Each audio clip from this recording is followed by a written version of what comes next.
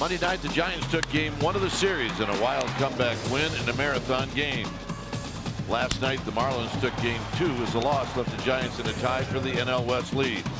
Today, Jeff Samardzija goes for a series win over the Marlins on getaway day. Final game of the series and road trip next.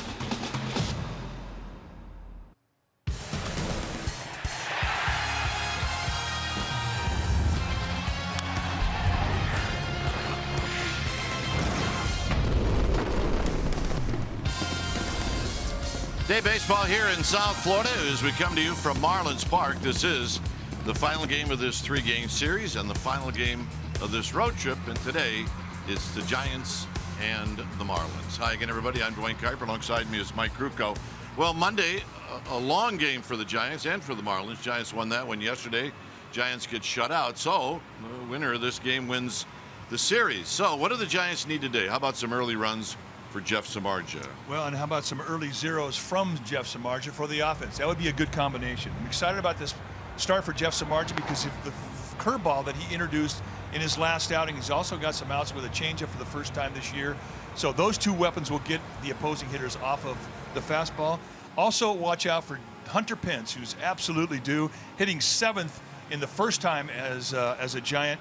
So they need to get him going as well. A couple of keys, Samardzija, Pence, and we'll see how they do. Buster Posey back behind the dish as the Giants try to come up with a happy flight here in South Florida. It's Samardzija on the hill. Stay tuned. We'll take you to our CSN various studios for an update right after this.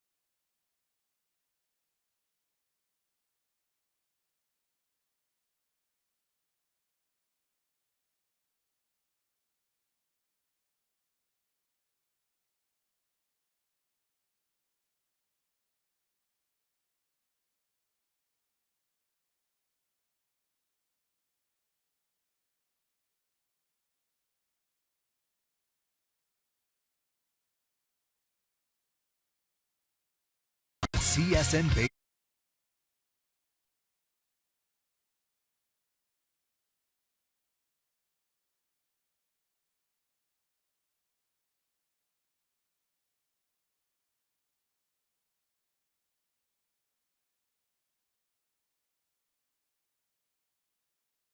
CSN Bay Area is brought to you by Jack in the Box. Taste the all-new Jack's Brewhouse Bacon Burger today at Jack in the Box. Limited time only at participating restaurants. And by Toyota. Hurry in for Toyota's annual clearance event to get an incredible deal on the 2016 Toyota you want before they're gone. Toyota, let's go places. Well, a little more time here in South Beach as we get ready for the final game of this series. Our Game Time weather is presented by the Santa Cruz Beach Boardwalk. And if you can't watch this game, then get to the beach. The admission-free boardwalk is now open daily. 91 degrees outside and humid, 76 degrees inside. And it is a good day to get a win and get on the plane and come home. All right, let's take a look at the lineup that'll be facing David Phelps. It'll be Nunez Pagan. He's got an 8-game hitting streak, and then Belt, Posey, and Crawford. Joe Panik will hit 6th. Hunter Pence in an unusual spot for him, 7th. And it's Blanco and Samardzija. On the hill today for the Marlins will be the 6'2", 200-pound right-hander David Phelps. Phelps is in his 5th year at the big league level, and this is what he has done. He's been out of the bullpen. With the Yankees prior to coming to Miami, he was a swingman. He has started before. He's 5-5 with a 2.45 ERA. And look at the strikeouts, 73 and 58 and 2/3 innings. So he does think strikeout. You're going to see a low to mid-90s fastball. He will sink. He will cut it. He's got a curveball, slider, and a changeup. The power of 4 pitches that you would see a starter have. And a lifetime against the Giants, 1-0 with a 1.29 ERA. He's pitched well against them. And the first pitch of the ball game is down low, so we get started right on time. And that's at 12:10 Eastern Standard Time, and the pitch to Nunez is hit high to right field, but Ichiro looks like he's got room, and that's how this game gets started. Let's check out the Marlins defense starting in their outfield from left to right. It'll be Yelich, Ozuna, and Suzuki. Good arms in center and right. Really, Ozuna, an exceptional arm in center. Echeverria back at shortstop, joined by Prado on the left side, Gordon and Dietrich on the right side of the infield. JT Realmuto, he'll be in the squad putting down the signs. See, Stanton, I'm sorry, dinged up just a little bit. So here's Pagan, and Pagan takes down low. So the numbers for Pagan: 285, 8 home runs, 40 driven in. And he lines this one right at Yelich, 2 down. And here's Belt. Pagan, by the way, 4 hits in the series. He's had 2 hits in both games. Here's Belt. Belt is 1 for 8. His 1 hit was a double off the wall in the 7th inning on Monday that knocked in a couple of runs.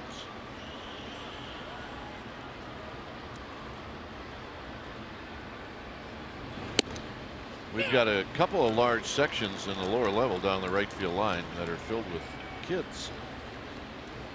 And there's some in the bleachers as well, and it does give you a different ring to the ballpark. Bell on the ground, and this will end the inning. So a quick inning for Phelps, and Samardzija's coming out.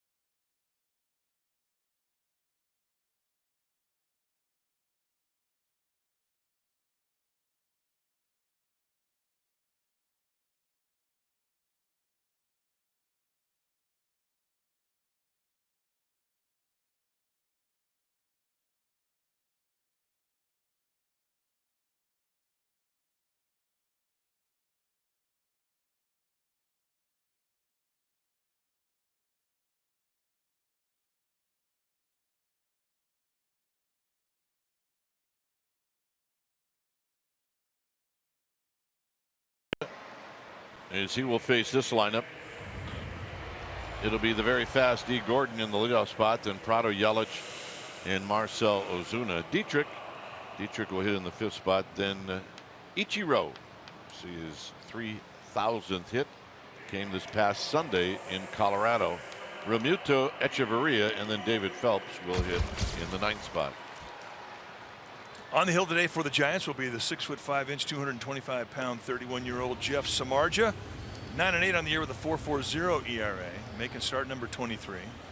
And for Samardzija, we're looking forward to this outing because he has added a curveball to his repertoire. He is a fastball with low 90s to high 90s with 2 types of movement, cut and sink. He's got a slider. Now he's got that curveball, and he's also throwing a better changeup. Changeup off a split finger grip, and 3 outs in his last outing with it. So 2 good pitches, 2 new pitches to get hitters off the fastball. That'll be his key tonight. Lifetime against the Fish with 4-1 with a 3.81 ERA. And the first pitch to D. Gordon is outside for a ball. Gordon, Prado, and Yelich.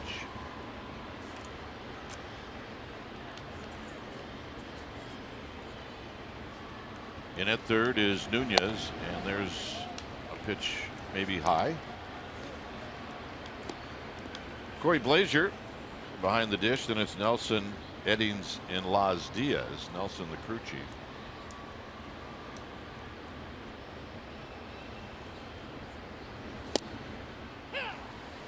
And Corey Blazer's a low ball umpire, and it's a pretty consistent zone. You don't see many problems with Blazer's strike zone. He didn't have big corners, but what he gives you in the first, you're going to get in the 9th. Very consistent. Bounces this one to Crawford, who's going to charge and throw. Let's check out the defense that Samardzija will have behind him today. Starting in the Giants outfield from left to right, it's going to be Pagan with Blanco and Pence. Denard Span with a day off. Best arm in right field. Crawford joined by Nunez on the left side of the infield. Panic and Belt patrol the right side. Buster Posey, he'll be in the squad putting down the signs.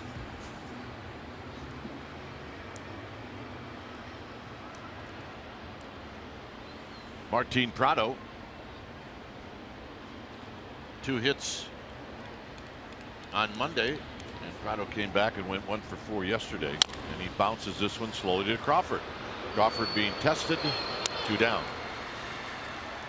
I think in Crawford's mind, he would love to have a game where he makes all 27 outs. That would be awesome. And then Jeff Idelson could take his glove.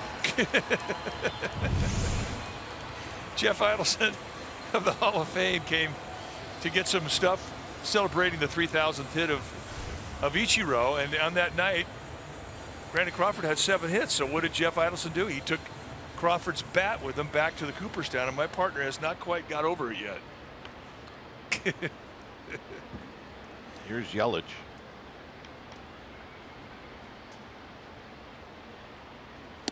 Yelich hitting at .326, 12 home runs, 67 runs batted in. I mean, Idelson, I love Jeff Idelson, but he's the ultimate green fly. That's whatever Jeff wants, he gets. Yeah, autographs, equipment. There's a cross up right there. Buster Posey expecting a slider, and the fastball absolutely shocked Posey. He's expecting this thing to break. When you look for something off speed and you get a hard fastball around mid-90s, you can hurt a catcher. So the Giants lucky that it's just a ball. Yeah, let's get on the same page.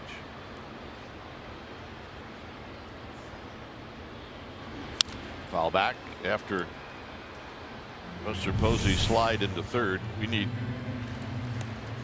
don't need any of that to Buster Posey. That's the look of what's going on here. Now, as a catcher, how much confidence do you have that that pitcher is going to get the sign the rest of the game? Absolutely.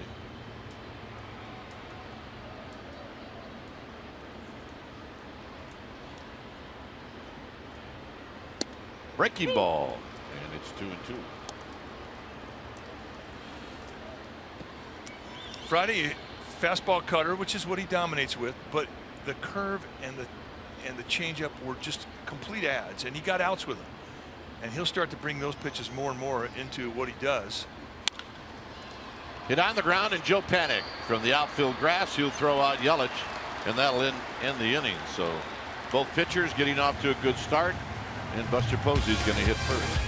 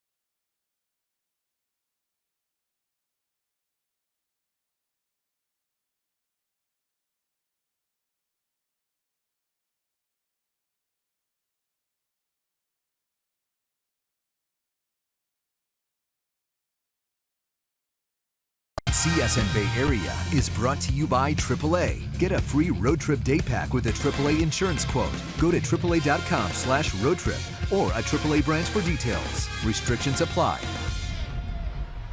Here's Buster Posey as you see the bobblehead. It's like a bobblehead museum. Well, and the coolest part about the bobblehead museum that they have here at the ballpark is that they've rigged it so the whole thing shakes and the heads bobble. Yep. I mean, the bobblehead should really be in California, right? The museum. Yeah, because it's going to shake all the time. Shaky town.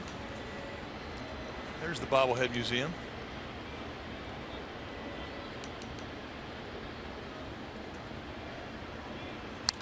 Foul back. Mr. Posey hitting .291. The bobblehead museum was something that was purchased from the visiting clubby in Houston, Steve Perry. Been collecting bobbleheads ever since they really started to come into. Now they became an everyday happening around baseball. Somebody was giving away a bobblehead, and he started collecting them. He's got them from all the teams. Well, on August 29th, they're going to ask for yours, because yours is August 28th. So once you'll have one in your possession, then you can send one to the bobblehead museum. Well, you would know. You already have a bobblehead. Yeah. They haven't asked for mine, so. Jeff Idelson with the Hall of Fame is going to ask for yours. Here's the 1-2 to Posey, and he got him.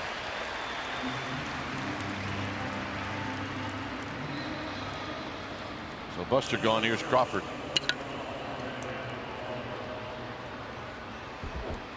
Yeah, Rennie Stennett, who had 7 hits in a game, and he was the last one to do it, lives in the area, so he came out to the park today. And I wonder if Rennie Stennett has the bat that he used. No, Jeff Idelson got it. He's got it? Absolutely. Yeah, Jeff's using it in his beer and sweatshirt league game on Saturday. Crawford takes a strike. He's mixing paint with it. There's only been 6 guys that did that. I mean, that's the most remarkable thing about what he did. The rarest thing in baseball. A 7-hit game. And came back and took an 0 for 4, which is my point about his bat. Yeah. Well, you know what was remarkable about Rennie Stenick game. He did it in a game when he was with the Pirates against the Cubs. Pirates won that game 22-0. And what was remarkable about it was the guy that started the game for the Cubs was Rick Russell. He didn't get hit, especially against the Pirates. He had great lifetime success against them. First hit against Russell, last hit against Russell. His brother, Paul. 2-1 to Crawford. Crawford on the ground. So Dietrich will make the play. And here's Panic. They also did it in a 9-inning game.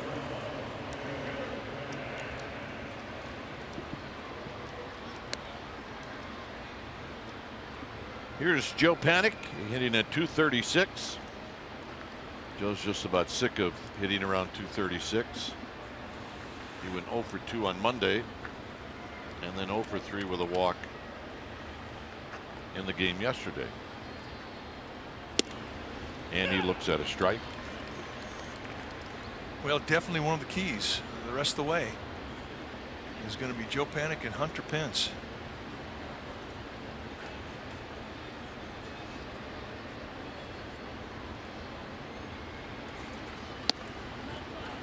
And that's just a bit outside to even the count at 1 ball and 1 strike. Giants need to get the killer peas rolling again.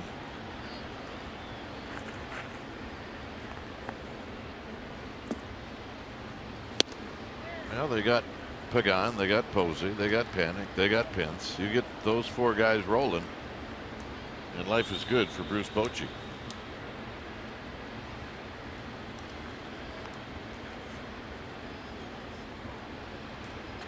Breaking ball hit up the middle, and Gordon's going to throw, and it's not going to be in time, but a nice effort. And the Giants come up with their first hit. Well, the way things have been going for Joe Panic, I expected D. Gordon to make that play. Yeah, for Joe to somehow slip and fall down and then be thrown out. The very fact that he gets to this is remarkable, but once he gets to it, he's got the best arm of any second baseman, and I think I can include the American League as well. I haven't seen everybody, but this guy's arm is just unnaturally good, but not enough in this particular instance.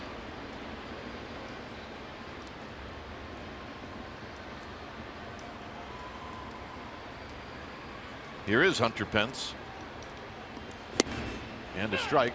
We talk about Pence and Panic and the killer peas and the guys in this lineup. Some are struggling. After today, 48 games left. So if you could come up with 48 games where this lineup starts to click, you got a shot at making a great run till the very end. Well, Bruce Bochy counting on it.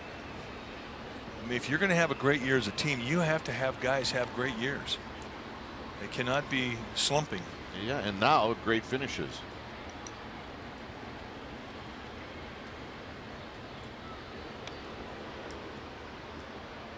Panic does have 5 steals on the season. He hasn't been thrown out.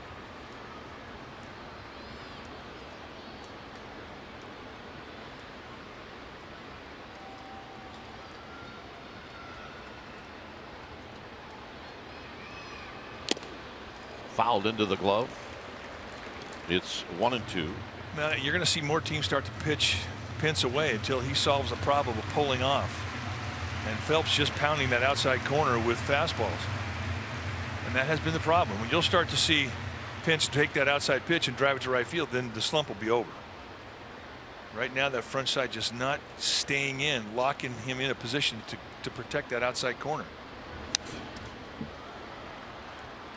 So if a guy's pulling off, you pound him away. And we saw the Giants pitch Bryce Harper that way when they played him really the whole 7 games in San Francisco and then in Washington.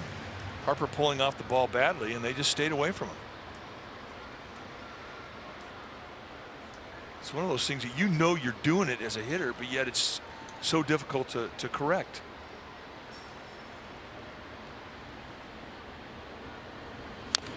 Pence stays alive. The more pitches that Hunter Pence sees, the quicker he's going to get back.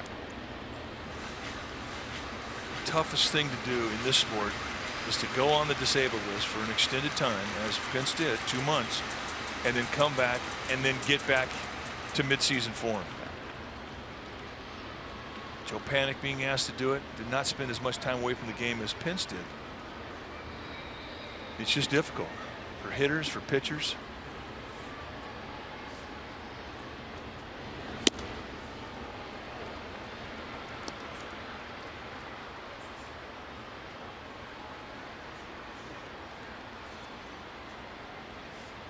Two balls, 2 strikes.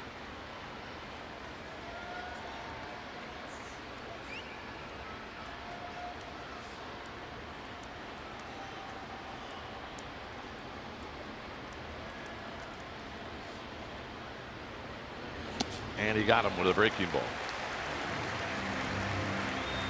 Giants pick up the first hit of the game. Ozuna is going to lead things off.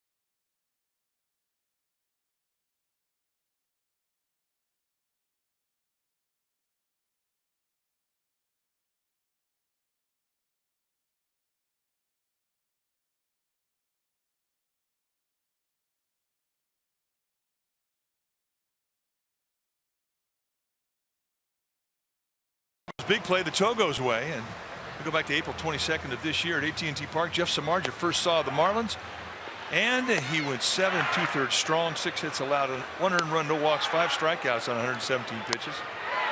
That's our Togo's big play. As you mentioned, he's had good lifetime success against Miami. 4-1 with a 3.81 ERA, and he was good back in April against him. Here's Ozuna. And he takes a curveball for a strike. Ozuna 0 for 5 on Monday in that 14-inning game. And he went 0 for 4 in the game yesterday. Bang, bang, fastball, 0-2. So opened up the at-bat with a curveball and came back with a fastball. One pitch sets up the other.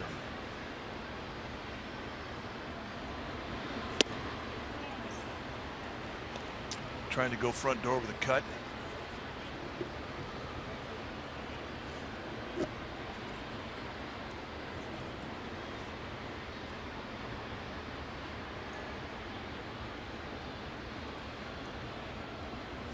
Foul at the plate. It stays at 1-2.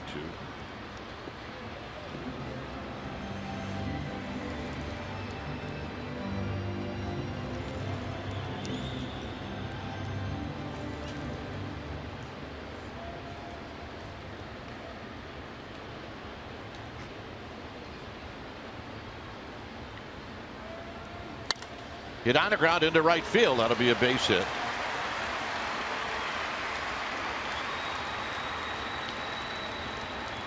Well, check out the first half game used online auction. Items include Mac Williamson's game used jersey worn during his first major league home run. Others jerseys worn by Bell, Posey, and Crawford.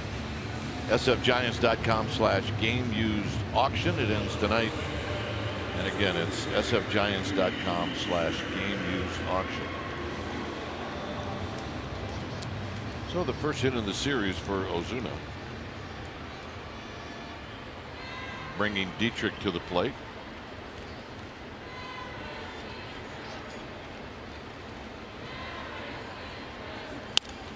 And this is hit the other way, fair. Pagan's going to go to second. They got a shot there, and they got him at second. Big play right there.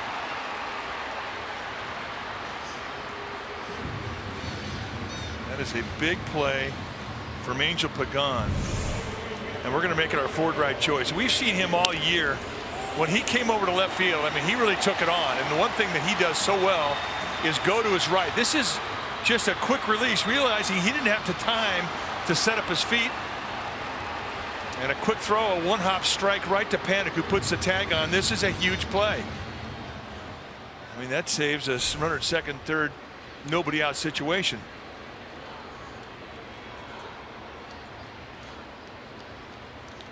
Infield is in against Ichiro, and he bounces this one to Panik, and on one pitch Ichiro's retired and Ozuna has to stay at third.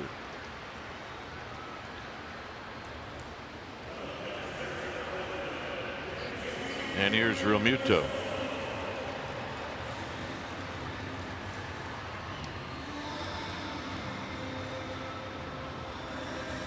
Realmuto, after the 14-inning game, he caught all of it. So did Buster Posey. Both not in the starting lineup for the game yesterday.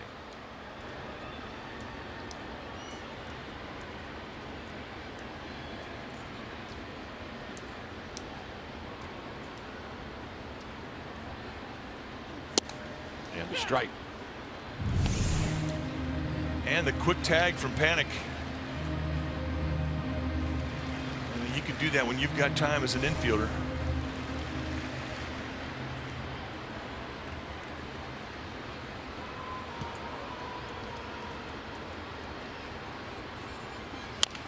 On the ground, foul. It's 0-2. Is it a curveball? I'm not sure. I mean, the speed of it looks like it was a curveball, but it was kind of flat. It definitely had Realmuto out there on his front foot. That's a curveball. He'll spike the grip. Some guys call it a knuckle curve, others call it a spike curveball.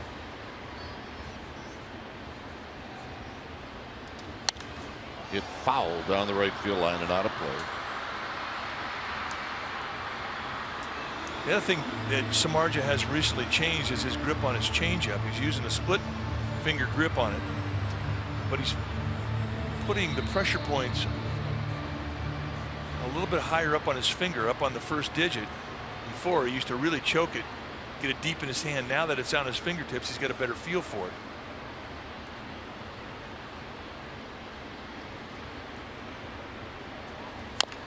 Off his foot, and it remains at no balls and 2 strikes. Good pitch with a 94-mile-an-hour two-seamer on the inside corner. Really got it in there beautifully.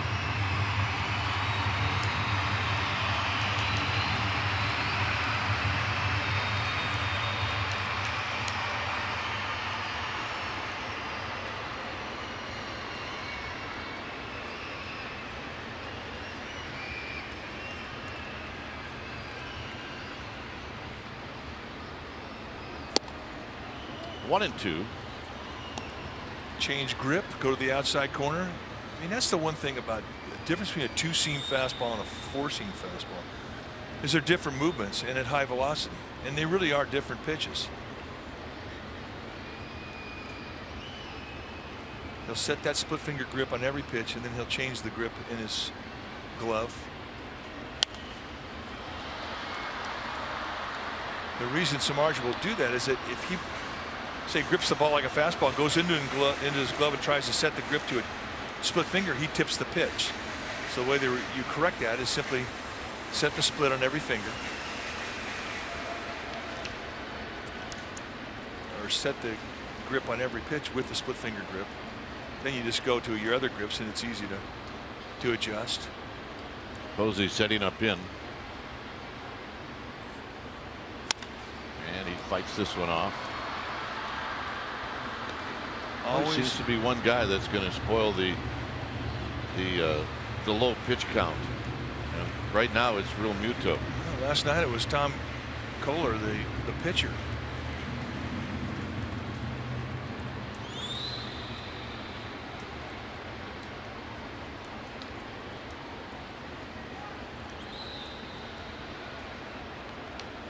Real Muto putting up a fight.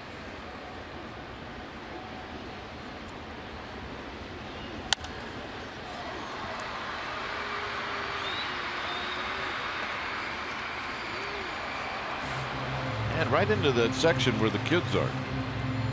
Kids sections are always fun because they're colorful.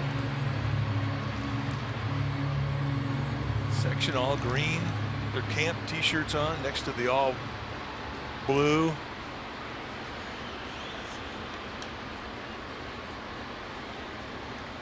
And that adult, by the way, did eventually give it to a kid.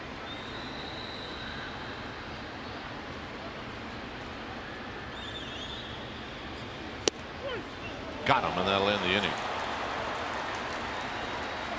Battle won by Samardzija. Blanco to hit first.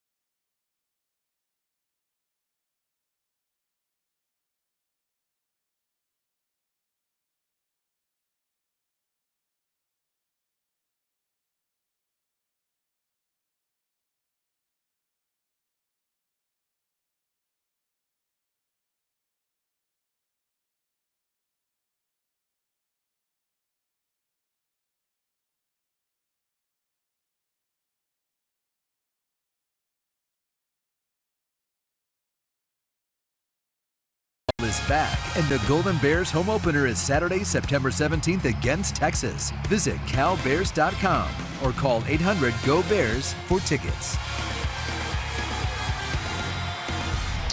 Well, the Baltimore Orioles are coming to San Francisco this weekend for interleague play, Friday the 12th through the 14th. And Sunday the 14th, we're giving away 100 pence solar bobble bodies to the first 20,000 Giants fans, courtesy of Coca-Cola. Go to sfgiants.com/tickets right now. Here's Blanco. And Blanco with a swing. You're gonna miss.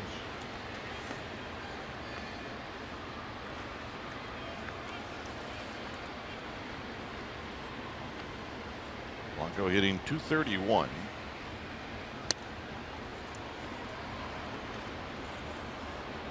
He's had a tough go of it lately, like some of the other Giants.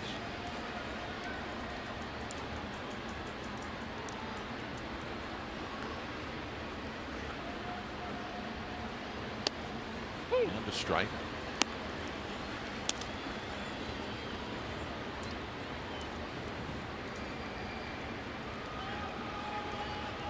Get to the ballpark every day, you prepare yourself, get ready.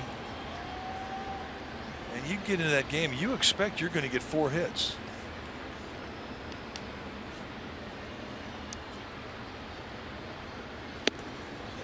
Blanco retired.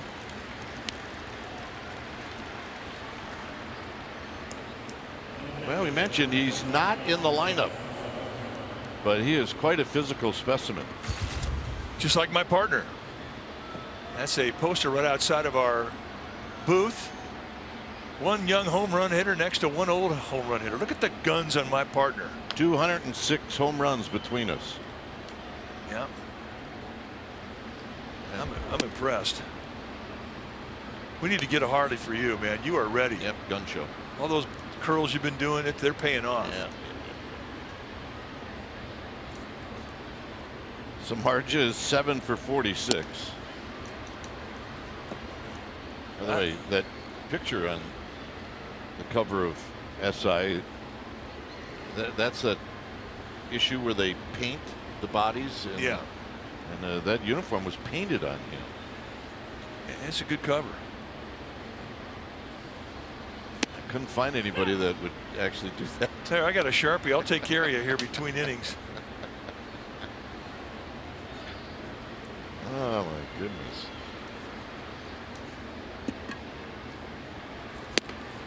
It's 2-2. I hope Bob Uecker sees that. I really do.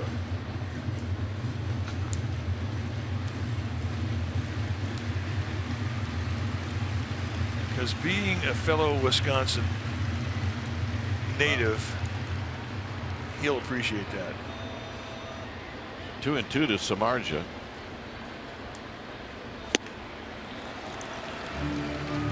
Four strikeouts now for Phelps, and the last 3 outs recorded by way of the strikeout. And here's Nunez.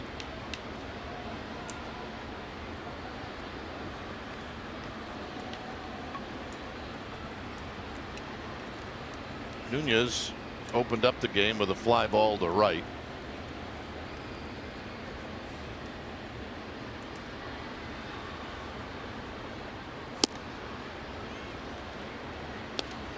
Nunez 8 for 35 in a Giants uniform, now 8 for 36.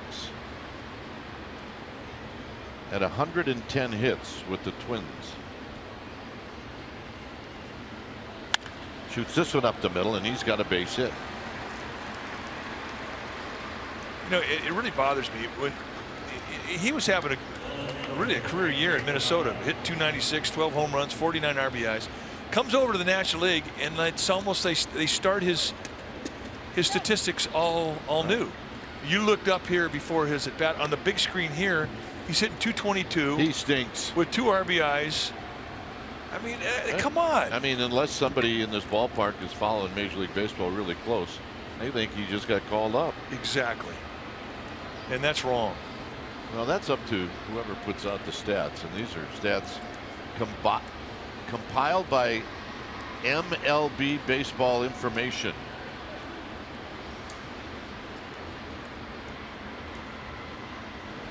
So now we've taken on Idelson and MLB. Hey, we are solving the problems of the world. Now these are the combined numbers, both teams. He's now hitting 292. Up there, they got him at 243 with 2 RBIs. So, in the eyes of the people who put out these numbers, what he did before he got to the Giants doesn't matter. Doesn't count. Well, I'm really hacked off. And it totally doesn't make sense now with interleague baseball. Interleague baseball, I mean, everybody's basically, you know, you have a lot of games against the other league. Put up the one set of stats. And this is thrown away. And Nunez will end up at second base. And in scoring position.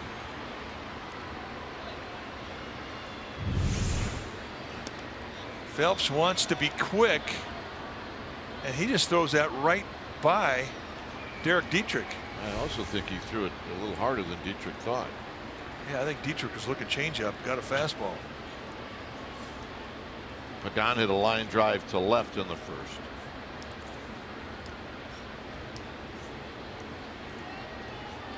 The Giants with a runner in scoring position.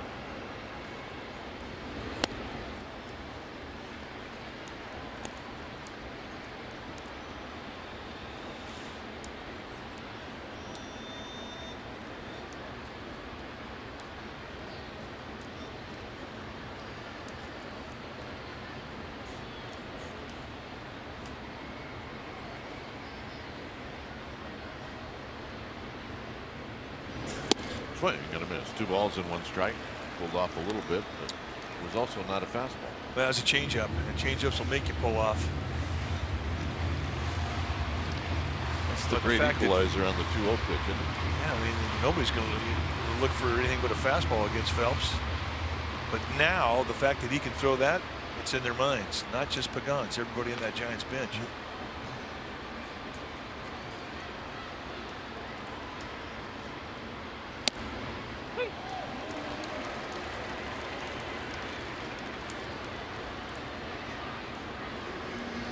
So a 2-1 fastball for a strike.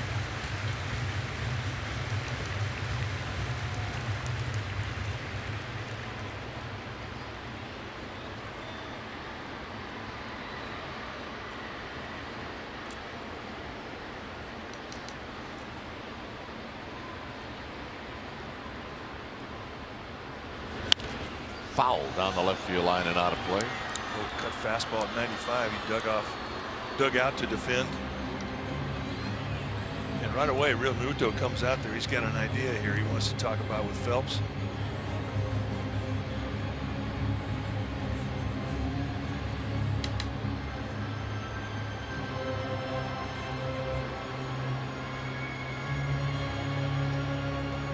Nunez at second.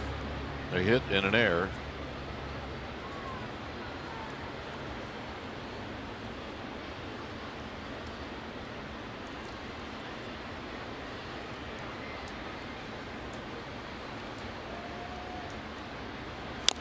Tapped. Slowly. Pagan beats it out. Belt is going to hit. Once he got over the glove of the pitcher Phelps, it was going to be a very difficult play for D. Gordon. Angel Pagan can absolutely put some pressure on a defense because of his speed. And he gets out of the box well, sniff and hit. No chance. D. Gordon does a smart thing, doesn't make the throw, and immediately looks to third to see if there's an opportunity with Nunez at third. There wasn't, but still. A little 2-out thunder here for the Giants. Belt bounced out to first in the first. So here's an RBI opportunity for the Giants first baseman. And he fouls it back. Nunez at third. Pagan at first. Giants are trying to get in a streak where they get big hits.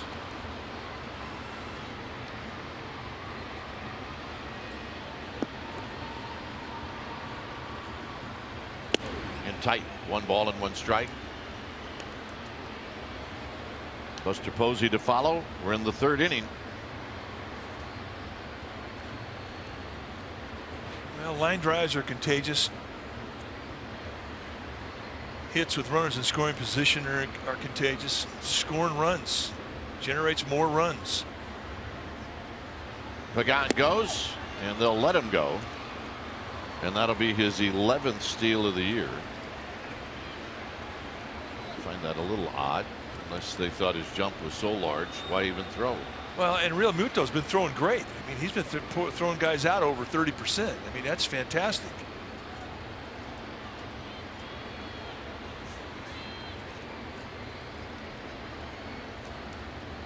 Two and 1 to Belt. 3 and 1 to Belt. But with 2 outs, Phelps got very deliberate, and that left leg as he starts his motion started getting higher and higher. And that's something that Bill Hayes over at first base paying attention to. Talked it over to Angel Pagan, and boom, Angel Pagan steals the base without a throw. And that you got to hang on the pitcher. I'd see if Belt can jump on this fastball if that's what he gets. And he'll walk him with a breaking ball. So more 2-out thunder. And Buster Posey's got it set up. And that's going to bring out Juan Nieves, the pitching coach. For no other reason, just to give him a breather here. thrown a lot of pitches this inning. Got to face your opponent's cleanup hitter with the bases full. Not a bad time to go out there and give your pitcher a breather, and that was the whole intent of the meeting.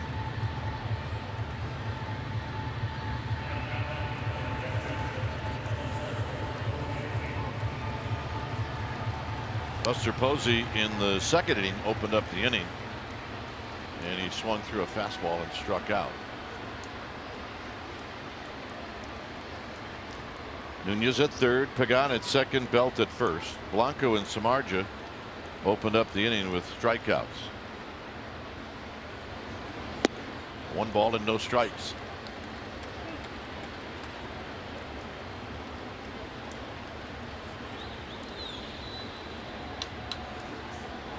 Phelps goes to the rosin bag. Posey steps out, actually 1 foot out, but now back in. It's 1-0.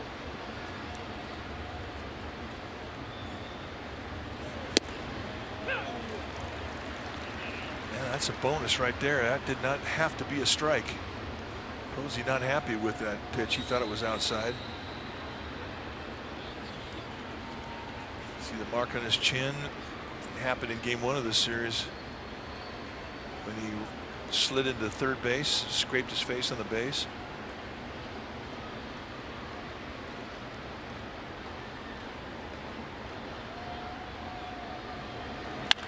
On the ground. And that'll end the inning. So the Giants strand 3. It remains 0-0.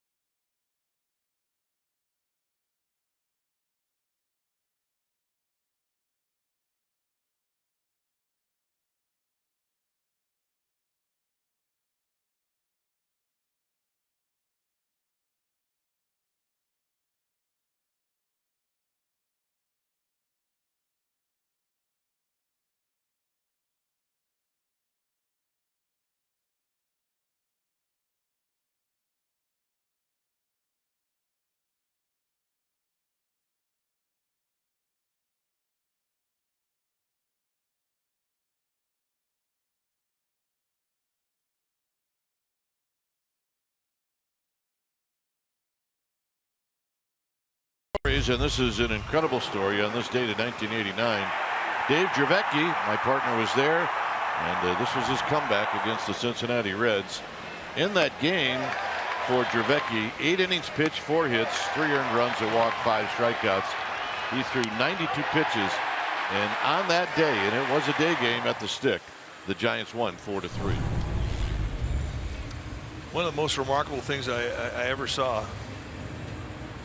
And it really came at a time of the season where we were looking for energy, and Dave Dravecky gave that to all of us with the inspiration.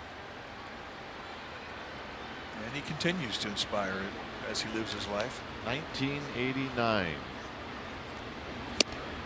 And a strike to Echeverria. It was the Earthquake World Series 1989. Phelps is on deck, and then D. Gordon.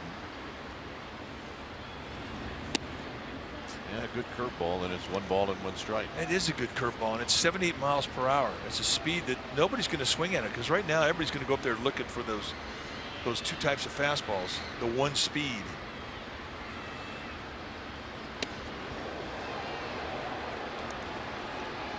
that curveball, he got a little underneath it.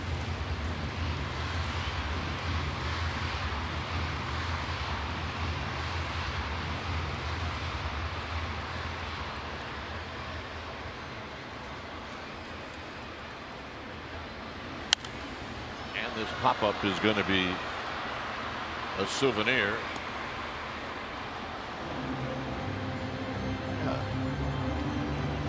I got it. It's 2 balls and 2 strikes.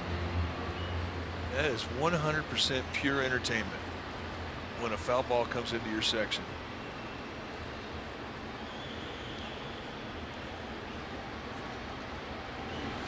And he got him. Front door cutter. Perfectly placed. Here's Phelps.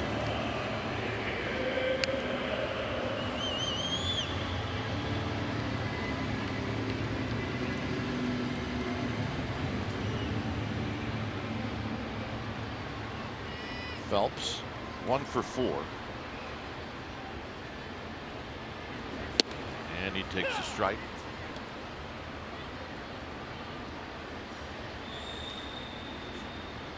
.44 career at bats, 114 hitter. He's got a clue. Good curveball. That's a pitch he didn't even have 10 days ago. Somebody showed it to him. He tried the grip. Says, "Yeah, I can throw that." Whoop! Takes it right to the game.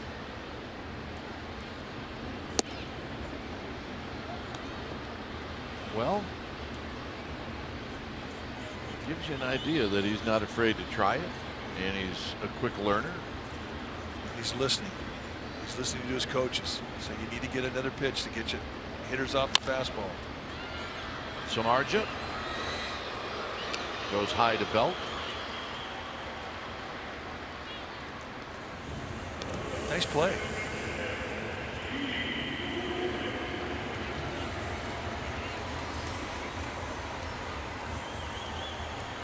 So here's Gordon.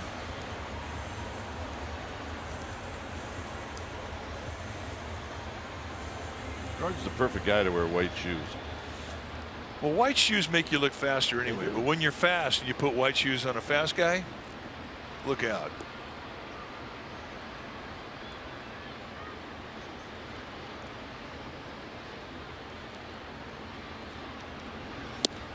And a strike to Gordon. He rolled out to Brandon Crawford in the first inning.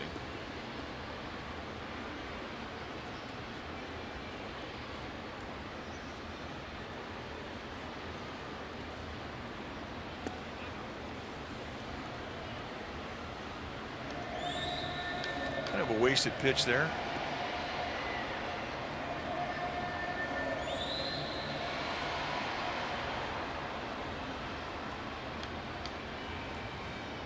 One and one. If you're going to miss out the strike zone, you want a pitch to set up the next pitch. Curveball broke him down.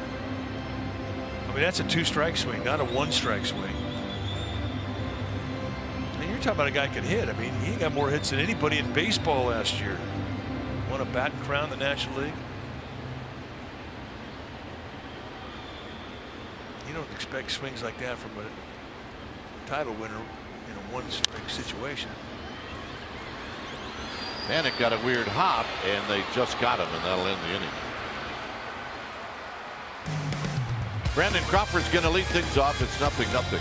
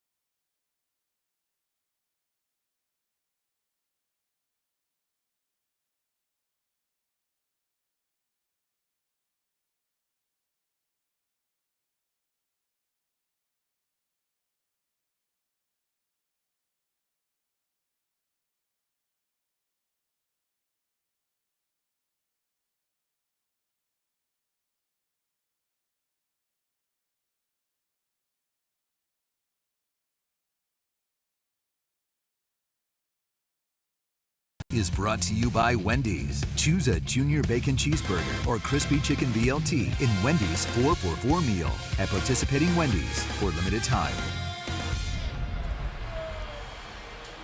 No score as we go to the top of the 4th inning. Time now for our Geico quote. This one comes from Brandon Crawford. I'm going 7 for 8 one night, 0 for 4 the next.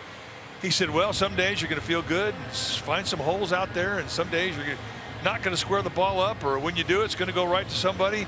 That's the game. That's baseball. Well said. That's our Geico quote of the game. It's baseball.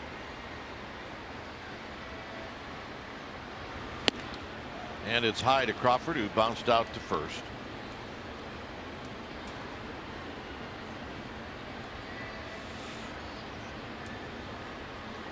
Anik to follow. 1 ball and 1 strike. After the 7-hit game, the Marlins have been throwing that breaking ball to the back foot of Brandon Crawford just to try to get him off the fastball.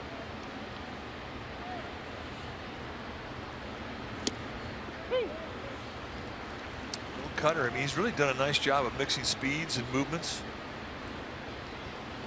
This guy was a swingman for the Yankees. He would come out of the pen, he'd start, and for the most part of this year, he was been in the bullpen. But with all the injuries they've had in the rotation, he's had to come out and assume a spot in the rotation. And if you look at his stuff, he really has more of a look of a starter than he does out of a guy out of the pen.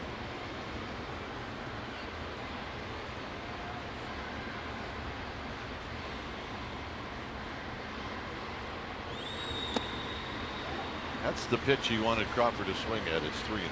Yeah, that was his chance to go out of the strike zone. Now 3-2. You would think you would raise that breaking ball up a little bit.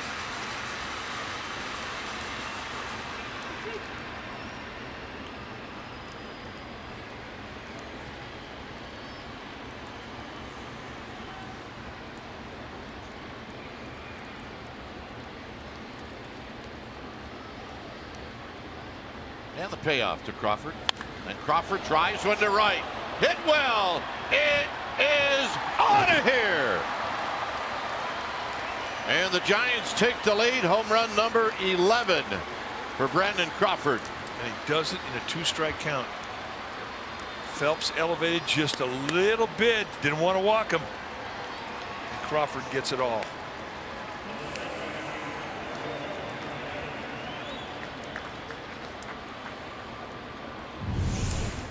Take a look at the get it in fastball, and that is right there on a tee. Despite the 0 for 4 last night, I mean, you got to believe that Crawford's feeling pretty good in that batter's box. Panic, a little pop up into center field, and it's going to hang up for Ozuna. 1 out.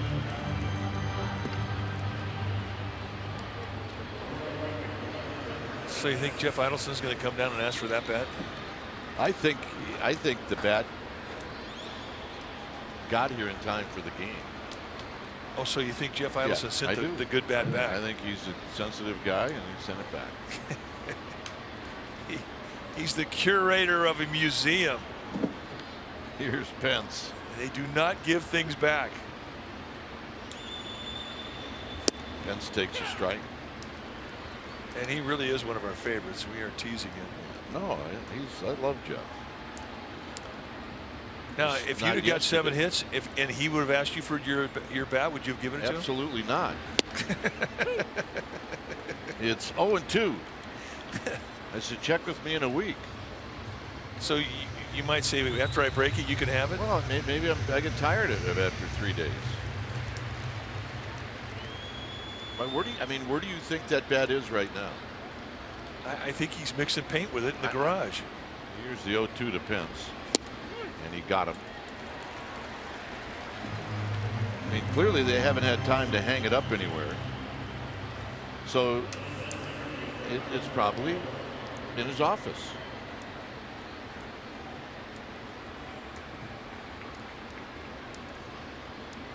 Well, I think they're working on the Ichiro exhibit right now. But I do believe they're going to get around to it. Well, then all the more reason not to have it right away.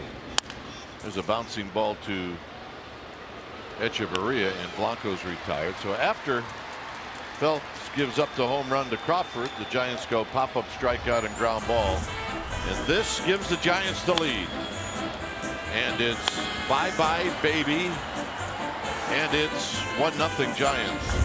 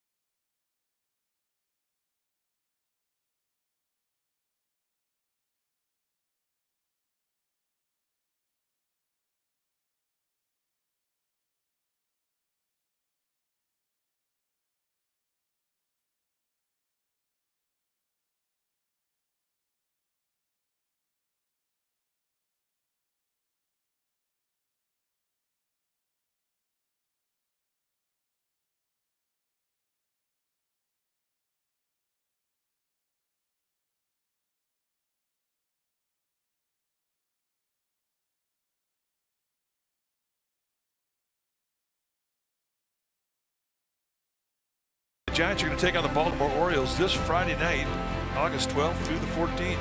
So come out to the ballpark early on Saturday, because August 13th we're going to honor Giants Hall of Famer Gaylord Perry, and we're going to unveil the new statue.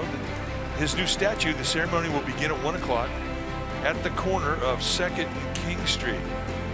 So the very first 20,000 fans are also going to get a replica Perry statue courtesy of Coca-Cola. Go to sfgiants.com. Be right out there by Orlando Cepeda's statue. That would be correct. Here's Prado. Prado takes a strike. He rolled out to Crawford in the first inning.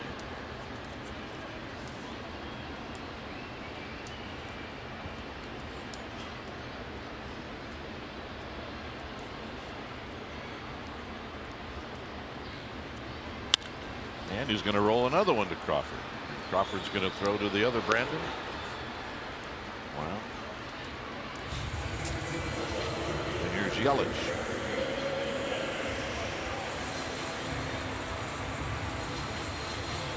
Well, you talk about the importance of 3 speeds to have as a pitcher.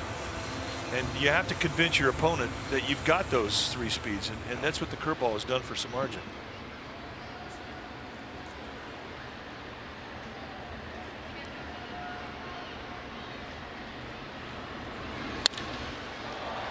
Hit into left center field, and Pagan's going to make the sliding catch. And that's the second nice play that he's made today. Very, very good jump. And the ball was kind of slicing back to him, so it was going to be him or nobody. Blanco not going to have a chance in center field. And Pagan having fun with it, sliding into it with some style points. I think a lot of times, Mike, you see ball players slide maybe when they don't have to, because it helps them stop. It's easier on your knees that way. Oh, that was beautiful. That was sweet. Ozuna, who singled in the second inning.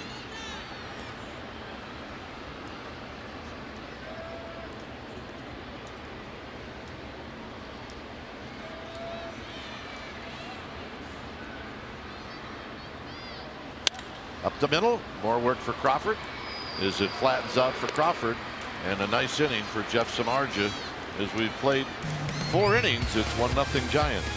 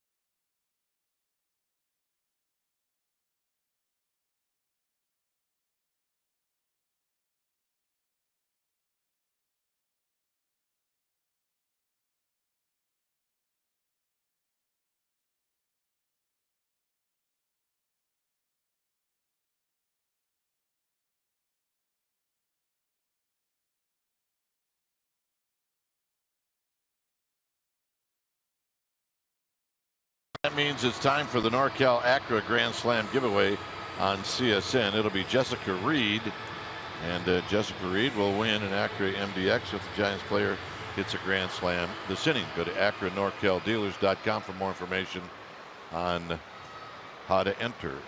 Jessica Red, R-E-D-D.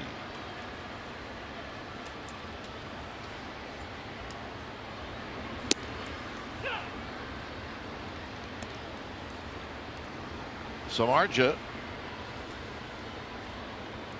struck out in the third. That's a pretty good hacks against Phelps, though. Yes, he does. Open stance.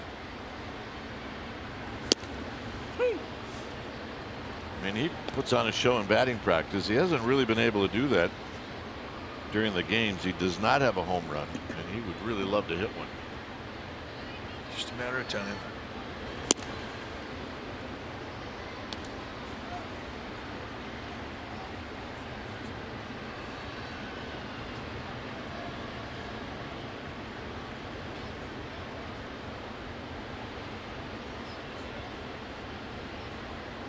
The 1-2 hit on the ground to third, and Prado will throw on to first. One out, and here's Nunez.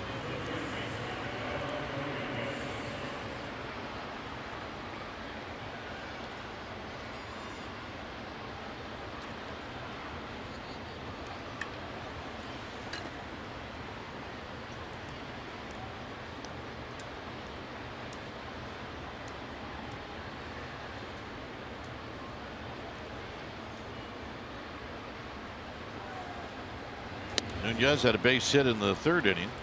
He's 1 for 2.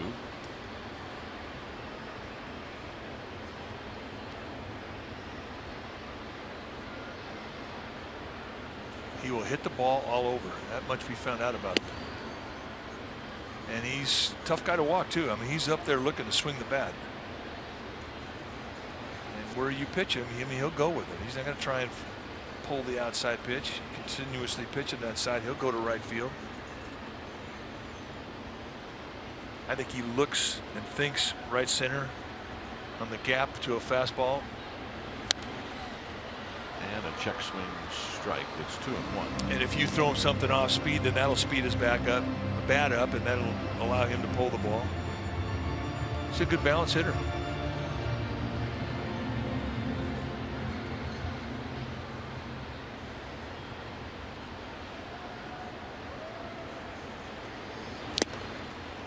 Two and 2.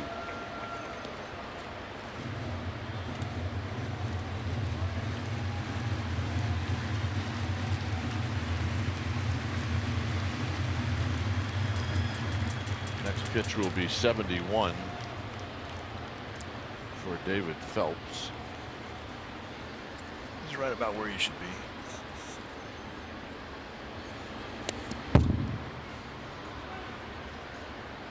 Little cut fastball. He checked his swing on it. I bet that thing made contact with the bat about 3 inches above his fingers. I think you're right.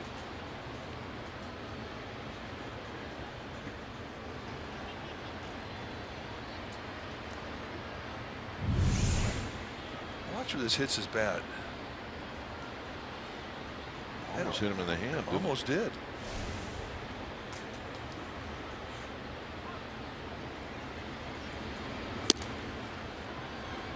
So you pitch one in on the hands, and the next one you're going to go away with. So every pitch you throw sets up the next pitch, like a little puzzle that you try and piece together, assuming you've got the ability to command all of your movements, which Phelps pretty much to this point has been able to do so.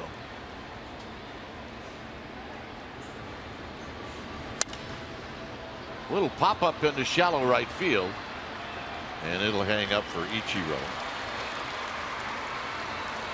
Well, time now for What's Hot, delivered by Domino's. You want the hottest Bay Area sports news? Head to csnbayarea.com right now and see what's hot, delivered by Domino's.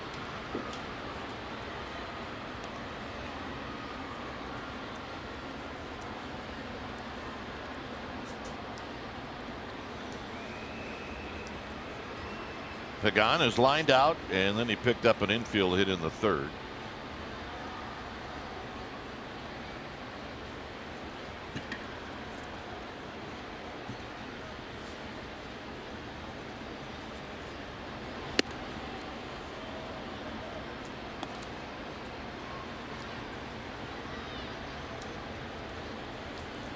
Yep, it's a good place to have a towel. Wipe off a few times a day. Outside, when we walked from the hotel to the bus, we were all looking for those rags. It was warm. Here in the ballpark, about 77, 78 degrees. Perfect.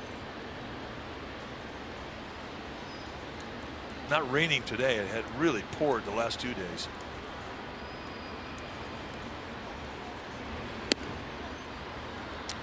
So Pagan a pitch away from having Brandon Belt step up here in the 5th inning. The Giants leading 1-0 on the Crawford home run.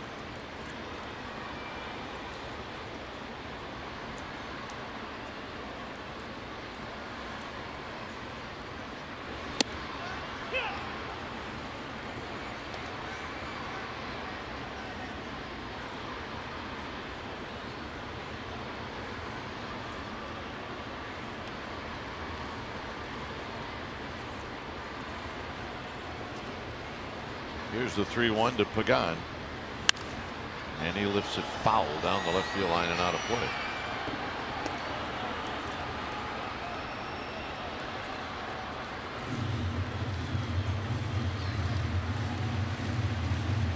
Put a smile on you.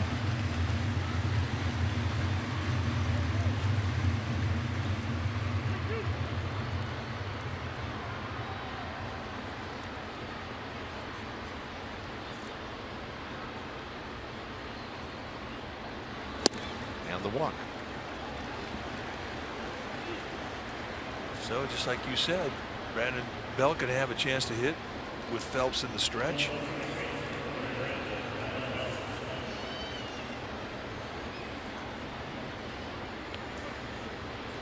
Juan Nieves is coming out. He's good for about 4 a day. He is. I still think Mike Butcher with the Diamondbacks leads the league in business for pitching coaches. Yes, I would agree with you. I wonder if they have that stat.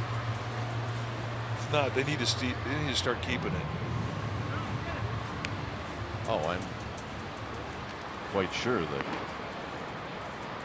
our commissioner's office has it. Mike Dunn, the left-hander, starting to get heated up for the Marlins. Another reason why Nieves went out there to give him a little time. And basically, he's also telling Phelps, you got to get this thing done here. Your time on the mound is coming to an end if you can't get these guys out.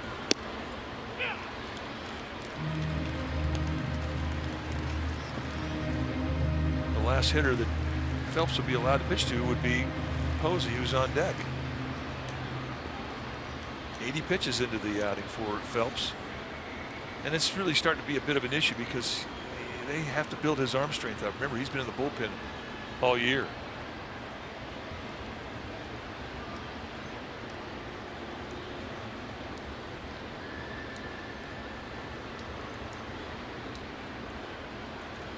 His first outing against the Rockies went 70 pitches, did well. Just ran out of pitches. So he's getting right around 85 where they wanted to extend him today.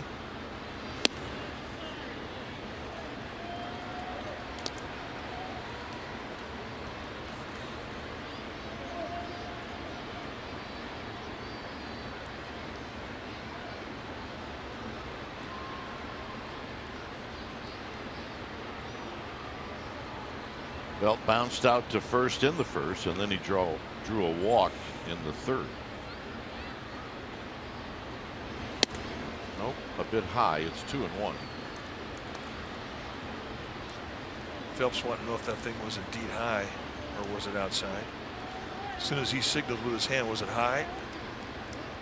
Corey Blazer plate umpire said yes, it was. And that's when the Marlins bench started giving Blazer an earload.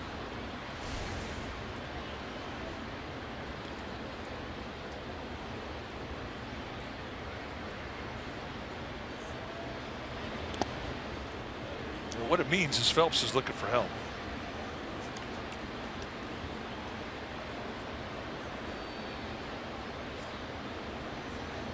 This is going to be his last inning no matter what. And like I said, I would imagine they're going to give him Posey if Belt manages to get on, because they're not going to let him face Brandon Crawford again, which is why Dunn's up.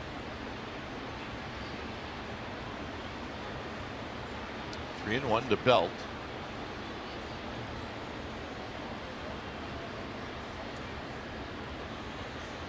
Pagan has been on base twice. He had a stolen base in the third. See if he goes here. He does not, and this is out of play.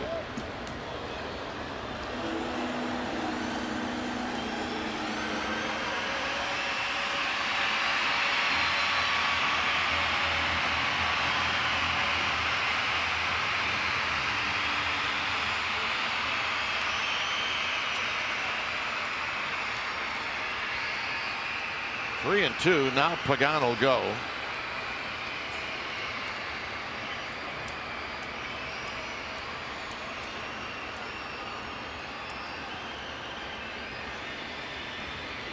He goes, and it's rolled foul.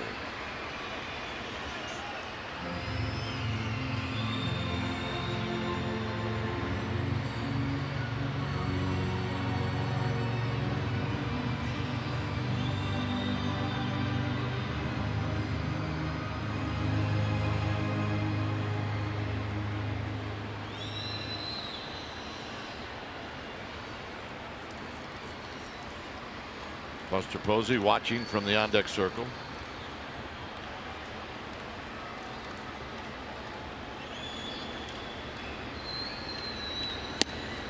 And Posey will hit.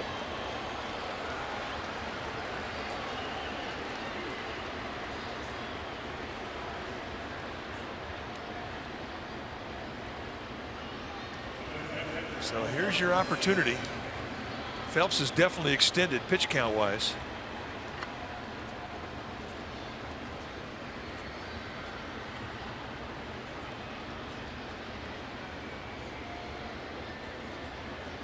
Buster Posey struck out in the second, and then with the bases loaded, he rolled out to second to end the third.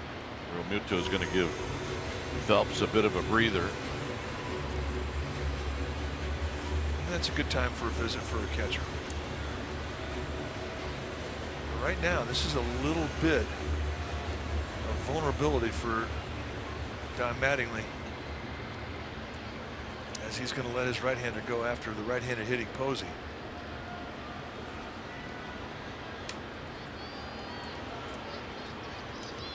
His pitcher's extended. He's digging deep, having a long inning.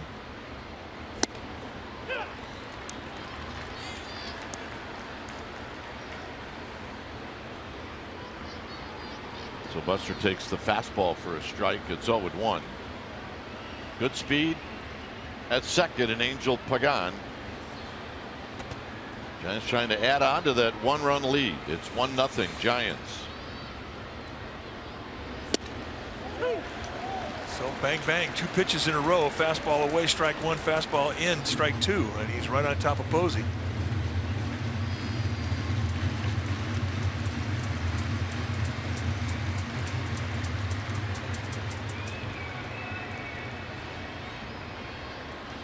The pitch number 89 coming up.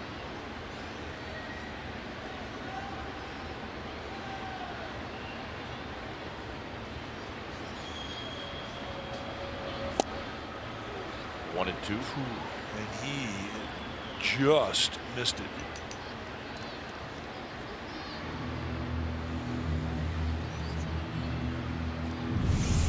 Tried to go a little Prowse's fastball, and I mean, they didn't come that far away from the strike zone. That could have been called a strike.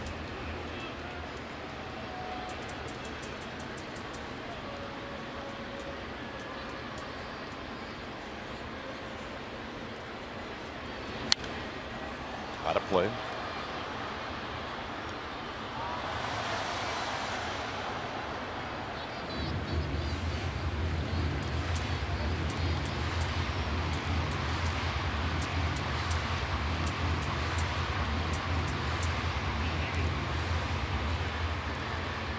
This inning started with Samardzija bouncing out and Nunez hitting a pop-up to right field.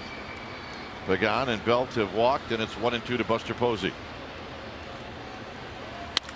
Up the middle, and again it's at Gordon, and Gordon will throw on to first, and that'll end the inning.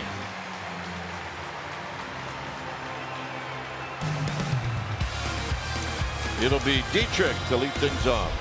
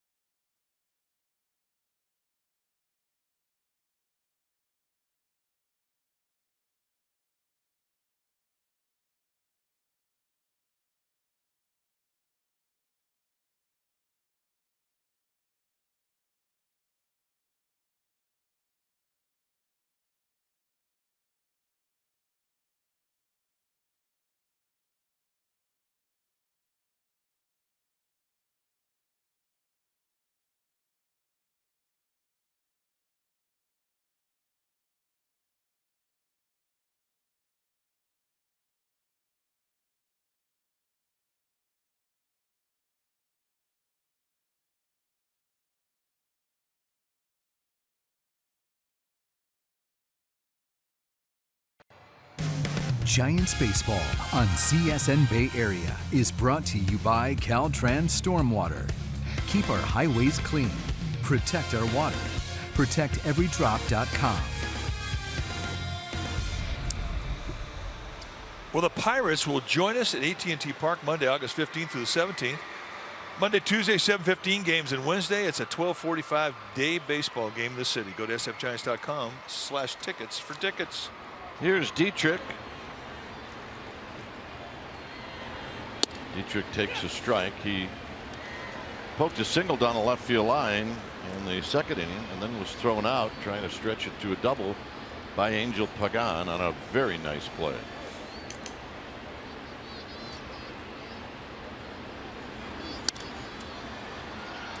Pagan coming in again. I mean, that's such a great two-pitch sequence right there. He starts the at-bat out with a big curveball at 79. He puts that speed in the mind of the hitter. Now all of a sudden he explodes 94 on him and he jams him. The fact that he's got that third speed now, that curveball, really it's making the fastball that much better.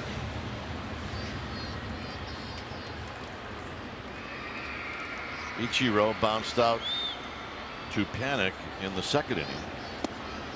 And it was significant because there was a man on third and only one out.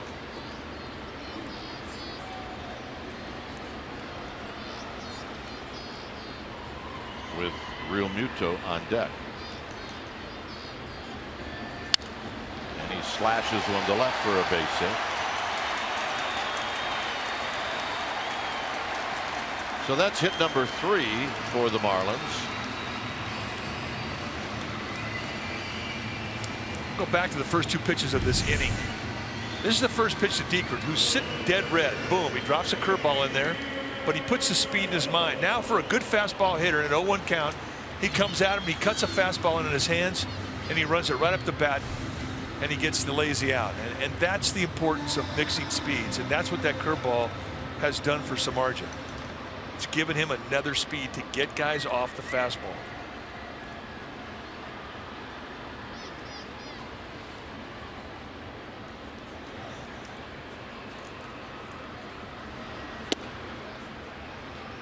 So Samardzija out of the stretch.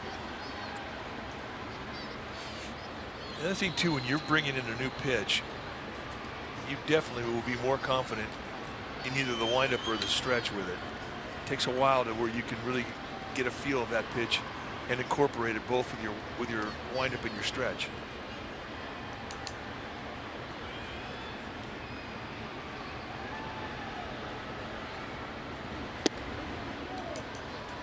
But what we've seen from Samardzija is in a very short time be able to take that curveball and not only throw it, but throw it and get it in situations.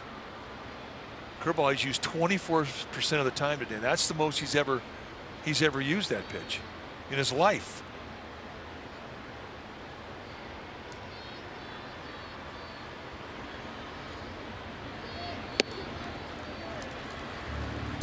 Well, out of the stretch, he hadn't been able to throw a strike here in the 5th.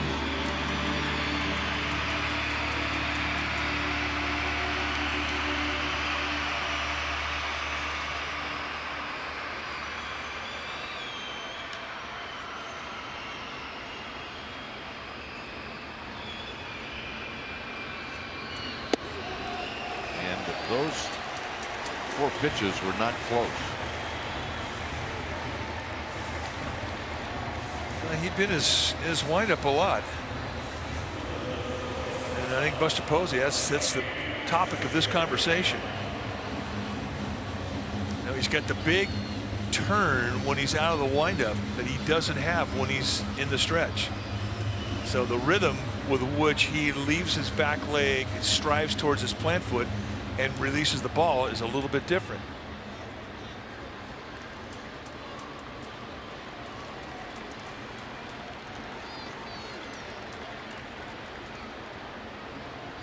Echeverria struck out in the 3rd. Now you've got Ichiro at 2nd. You got Real Muto is at 1st. And a strike, and it's 0-1. So whatever Buster Posey said worked.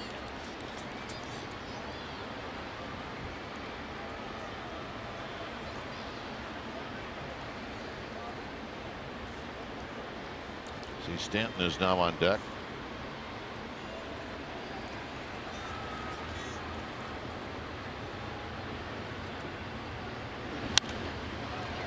Right back in on his hands. It's 0-2. Uh-oh. Easter egg hunt.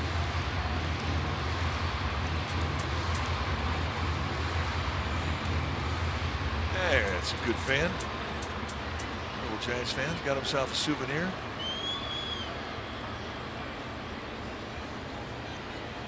Kids, that's what it's all about. Get them hooked, they'll be a baseball fan for life, and I think that little guy's on board.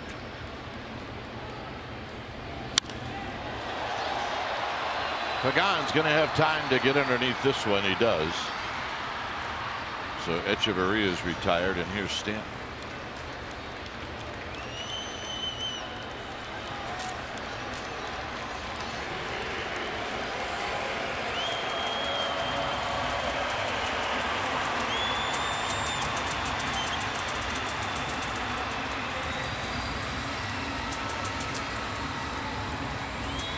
So they have an open base here. They don't have to give in to him. Saw the lifetime numbers for Samardzija against Stanton, and they favor Samardzija. For Stanton,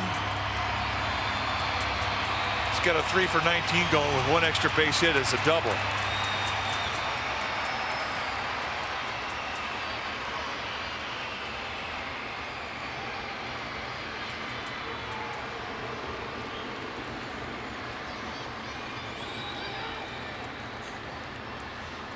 As I mentioned, with 2 outs in open base, you don't have to throw him anything in the middle of the plate. You can stay in the corners.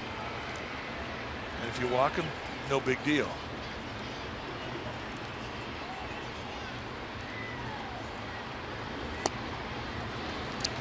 And the first pitch is low. That's right where you have to go after him. Don't give him something he can elevate on you. Because as we found out yesterday, he hit a ball to the wall in 1 hop in left field, broke his bat in half.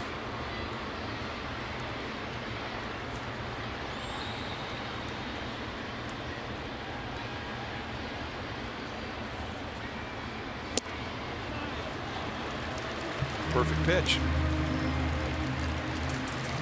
1-0 slider.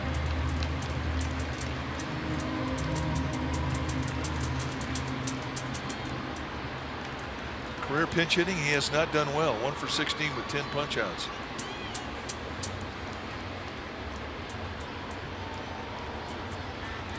Two and 0. 2 balls and 1 strike. Good hard slider. This 1 for 16, 10 strikeouts, nothing. It means nothing as dangerous as he is, because he just needs 1 pitch to ruin your day.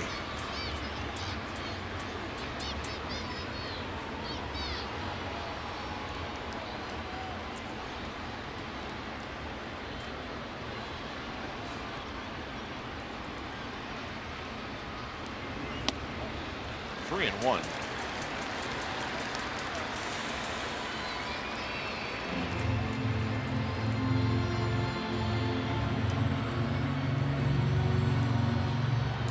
Gordon on deck, last year's National League batting champions.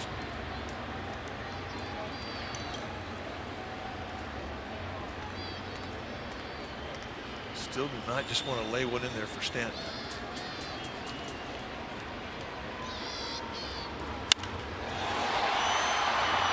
Center field for Blanco.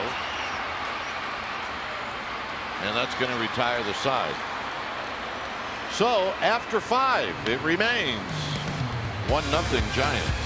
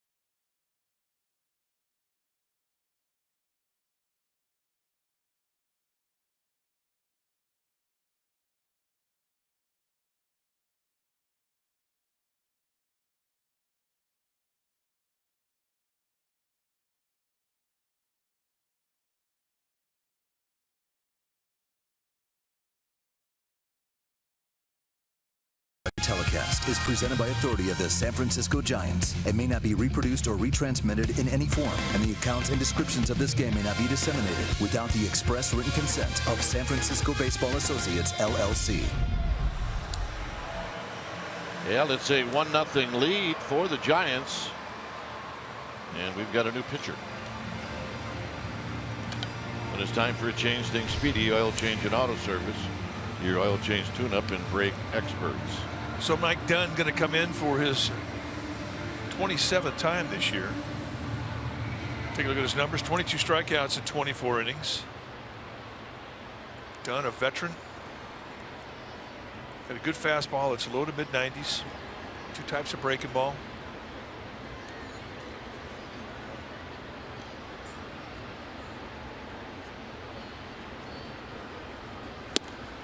Crawford homered in the 4th.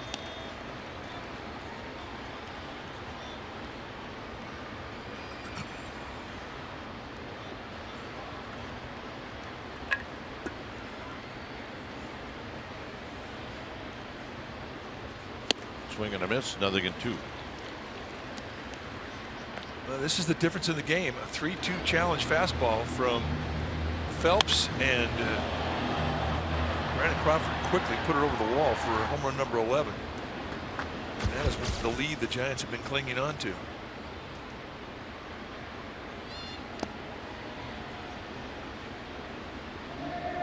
Dunn did not pitch in the game last night, but he, like many others, pitched on Monday through 27 pitches. A lot of hit, did not allow any runs.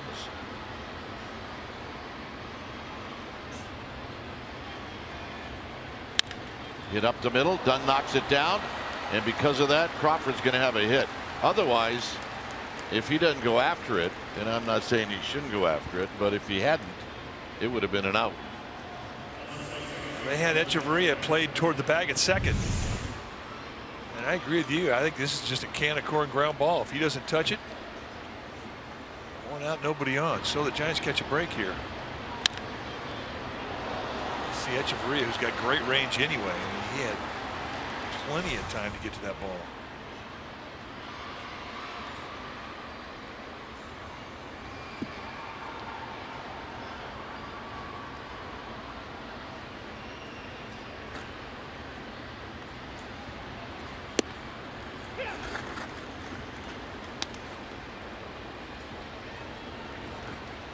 Here's Panic.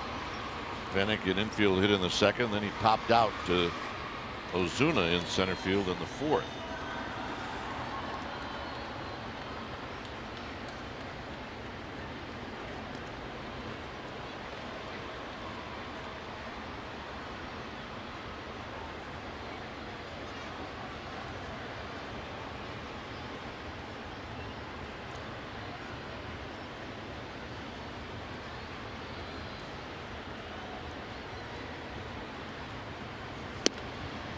Nothing in two. And he's not looking fastball. That's the only way he takes that pitch.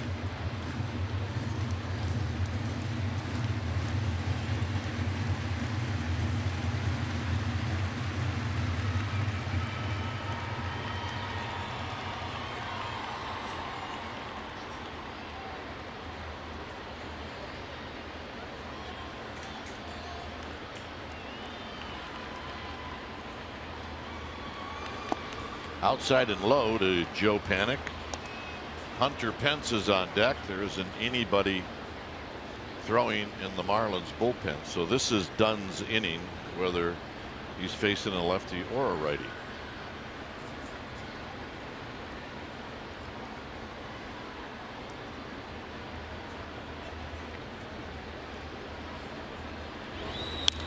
Foul back. Pretty nice swing by Panic. That's the swing that you're looking for from Panic. High back shoulder, flat swing, but all in one piece with that right side unfolding to let his hands think for themselves.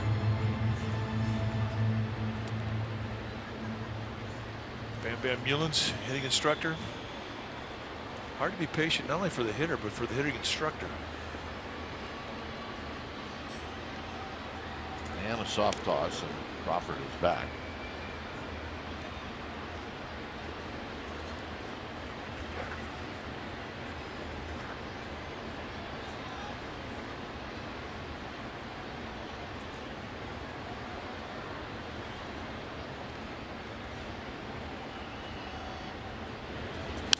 Out of play. Panic giving Dunn a battle.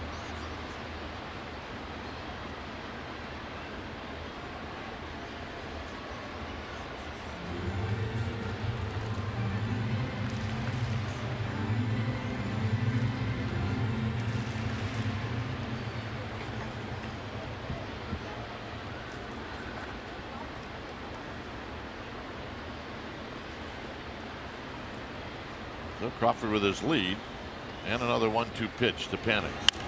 Out of play. Got ourselves a battle right here. He might do this for a while. Watch the backside throw, and that's balance right here. That's something that he's improved upon just a little bit every day since he's come back. Remember when he went out with the concussion problem, he was having problems tracking the ball. Says that's no longer an issue, but he's having a problem with his balance, and that's all starting to come together.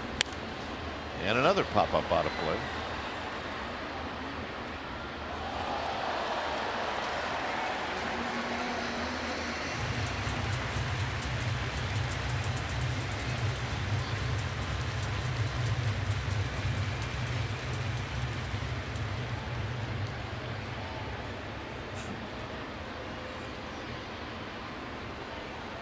So Dunn now throwing pitch number 12.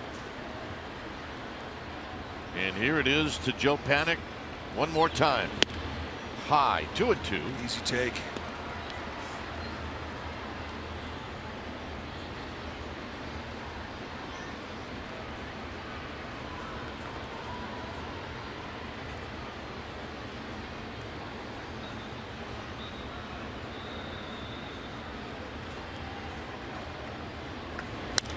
And a little pop-up. This one is in play.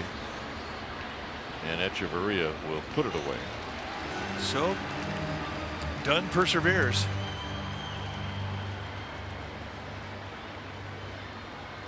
And here's Hunter Pence.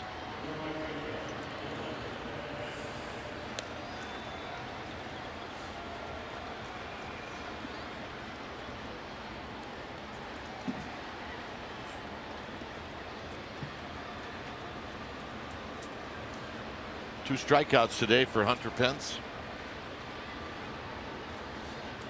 He's trying to figure it out on the fly. Dunn almost throws it down the right field line.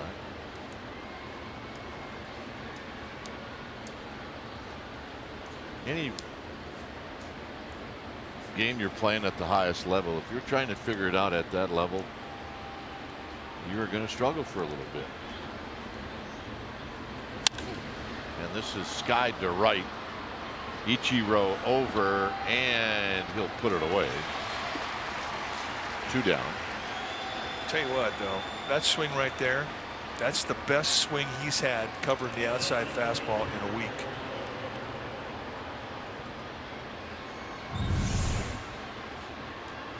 Fastball away, and he stays locked in, head stays down, and he did not pull off that swing.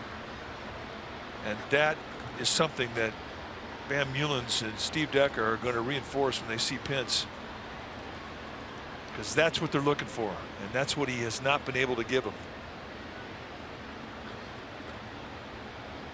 Here's Blanco, and Gregor Blanco with a swing. Ain't gonna miss.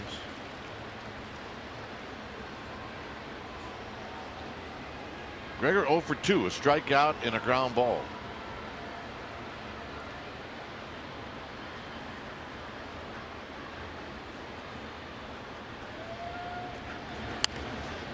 And he lifts this one out of play.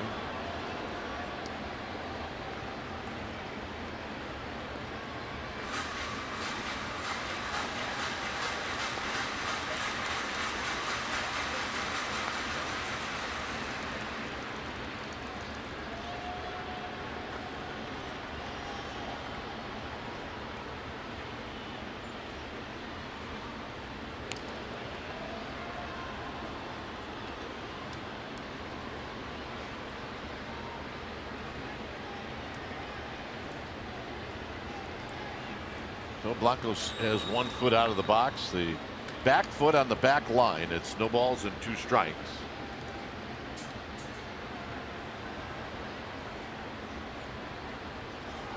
Crawford goes, and this is lifted out to Yelich. And Yelich will make the play, and that'll end the inning. Samardzija will come out. He'll face the top of the order in D. Gordon.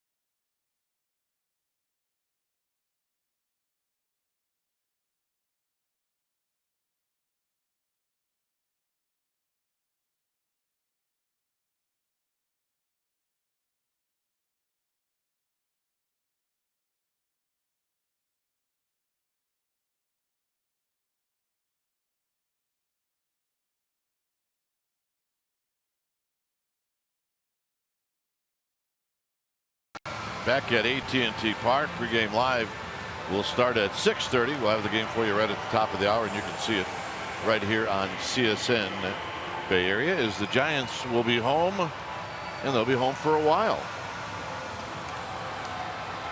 Scheduled to pitch that night for the Giants is Matt Cain against a guy that can really bring it, and that's Dylan Bundy. So Cain, Bumgarner, and Cueto against Bundy, Gausman, and Miley. Giants fans have their colors on.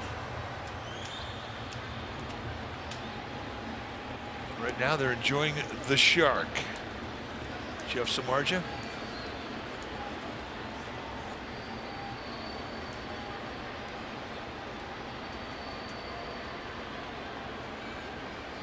Here's Gordon. Gordon's going to take high. He's had a couple of those curveballs just sort of squirt out of his hand.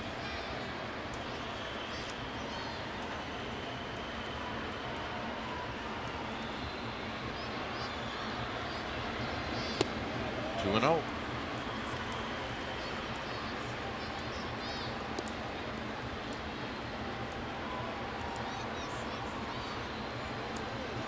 Martin Prado chalking up.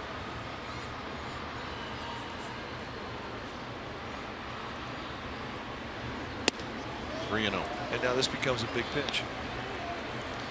Giants have done this throughout the series. They have walked D. Gordon a number of times to start an inning. And I mean, you're just asking for nothing but trouble when you put his speed on the base paths for free. And a strike. So it's 3-1. Gordon has bounced out twice.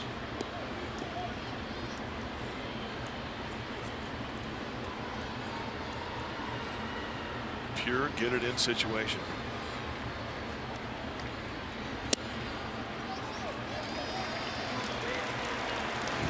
Samardzija thought that was a strike. It could have been.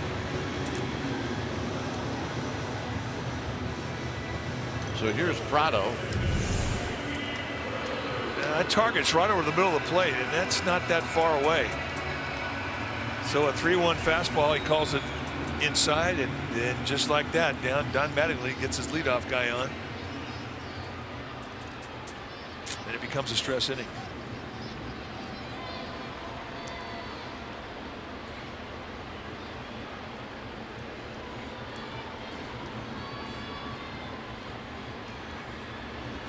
Prado fouls it back. He's bounced out to Crawford twice. Samardzija would take that right here. Yes, he would. He absolutely would.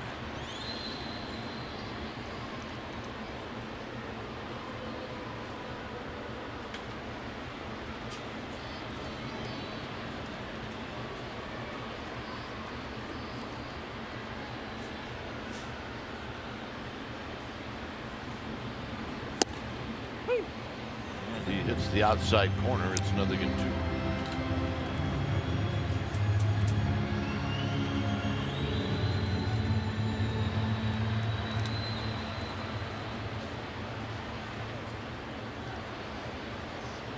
Yelich,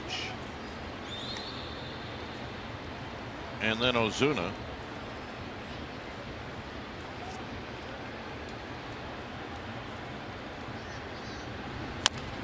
And this is rolled foul, so it stays 0-2.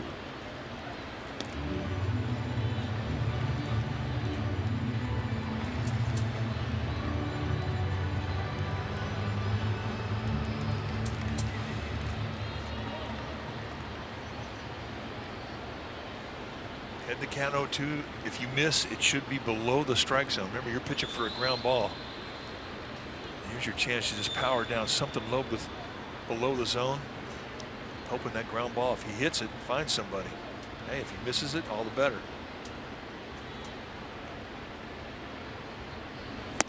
Good pitch. That's how you use it. An 0-2 pitch to your advantage.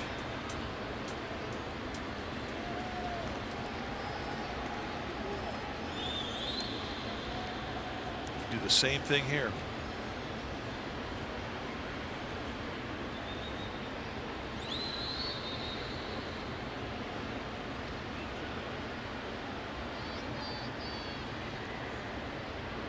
Gordon with his lead, and now Samardzija will check on Gordon.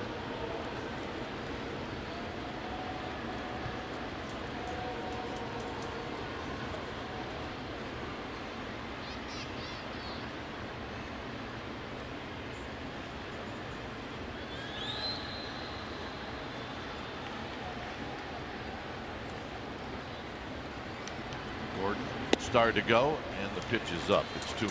That's not where he wanted that breaking ball.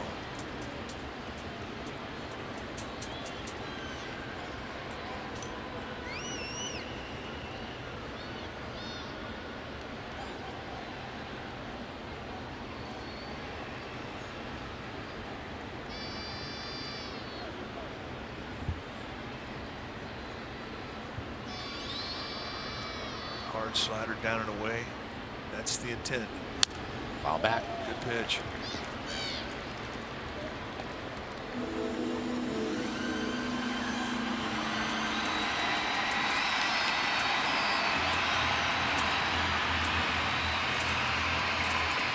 A little surprised we haven't seen D. Gordon do a lot of running in this series because he's had some opportunities.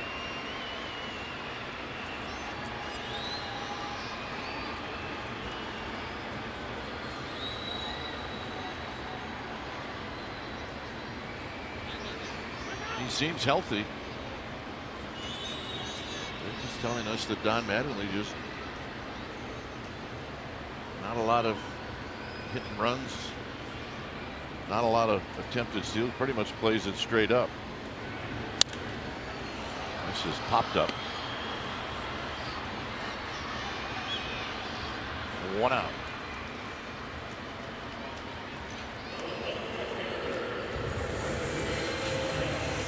So here's Yelich.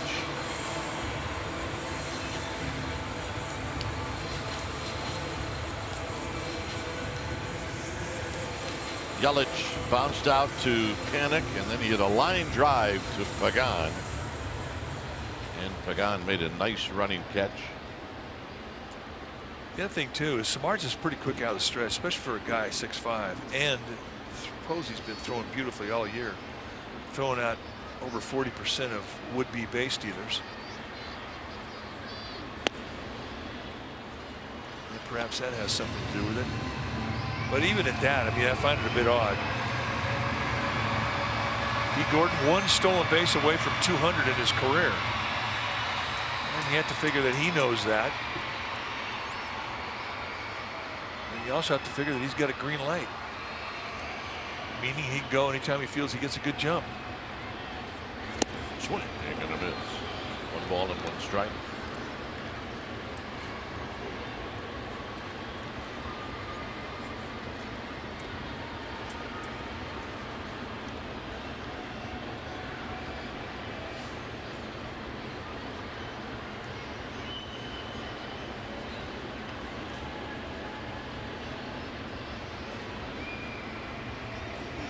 Swinging a foul, so Samardzija has stayed right around that 93, 94 mile an hour mark.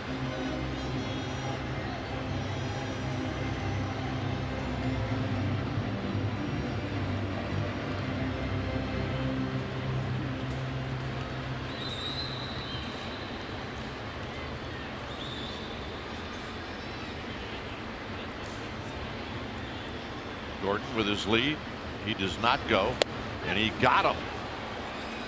Good hard slider, and down below the strike zone, a little back foot target, and Yelich cannot lay off.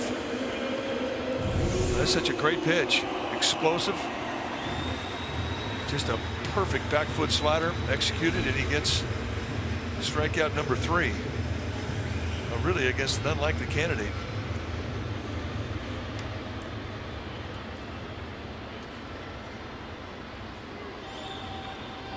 Ozuna, a single in the 2nd, and then he rolled out to Crawford in the 4th. This would be the time where you would think Gordon would go. Now Bruce Bochy thinking the same thing. That throw over called by the bench. I thought he was going to go 10 pitches ago, to be honest with you. Thought it was going to happen early as soon as he got the base.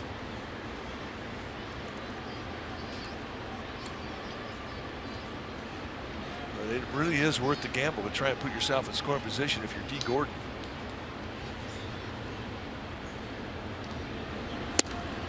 Outside. 1 ball and no strike. I had him at 1.36 on the unload time there, and that's not very fast. 1.25 is average speed unloading if you're that pitcher on the mound. Posey can make up for it. I mean, he's been throwing consistently under 1.9 from the time he catches the ball and gets it to second base. So just an average 1.25 is all you need if you're Samardzija. Hung one in there. It's 1 ball and 1 strike. Yeah, but it was a speed. It was a speed away from the changeup, even or from the fastball. Even if it's not a strike, it still accomplishes something. It still makes that fastball look better.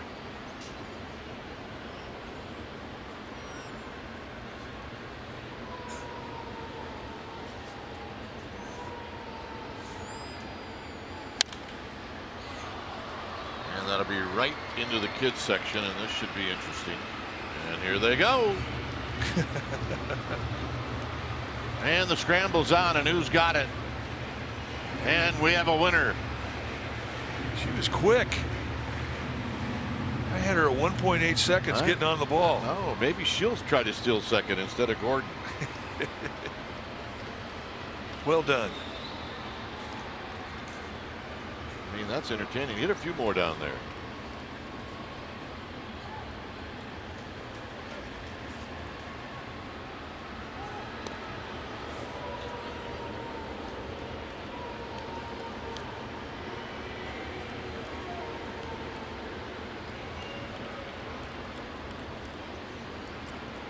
Oh yeah, she is psyched.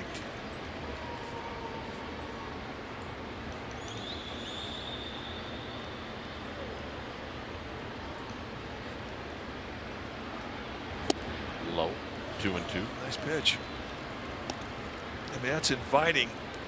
You're sitting on a 2-strike count, and Ozuna, I mean, he'll expand the zone. I mean, he will chase down below the strike zone. He'll chase above it. He wants to swing it.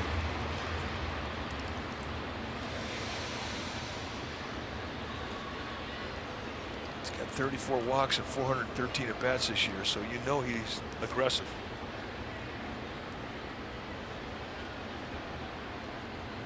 Gordon goes. Posey's throw, and it's not in time. I because think if the ball is laying right there at the base. If he could have held on to it, they may have had a chance at him. I mean, that was right into the slide and the contact. And that is indeed 200 steals now for D. Gordon. A milestone. Posey from the side. And they get him if he can hang on to it.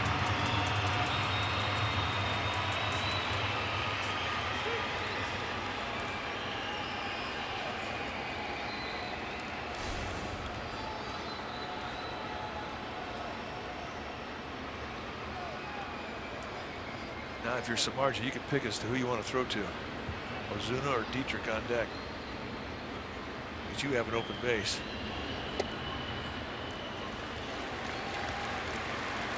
So that's the first time we've seen him throw a curveball in a 3-2 count. He kind of flopped it up there and missed high inside. But the very fact that it was even called, I think, gives you an idea of just how impressed Posey is with the curveball of Samardzija. Remember, this is a pitch he didn't even have till his last start.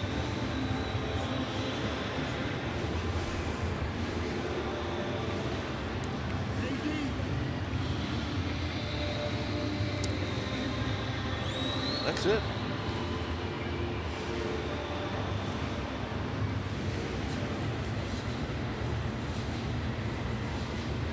So coming out is Panic, so this will be a double switch.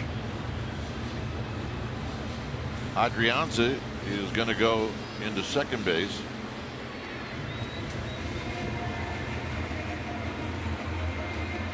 Well, I'm sure he's disappointed coming out early, but he pitched great. He'll be happy about that. When it's time for a change things speedy, oil change and auto service, your oil change tune-up and brake experts. We'll be back. It's Will Smith.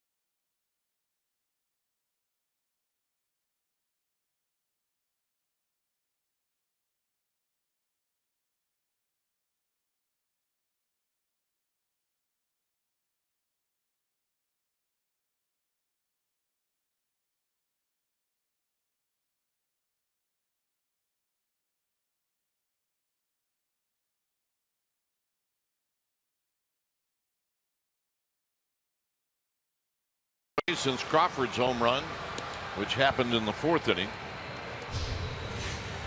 And there's your new pitcher. Will Smith coming in now. 33rd time that he has been in a game this year. Milwaukee and San Francisco combined, 1-4 with a 4.88 ERA. 25 strikeouts. And he was going to face Dietrich.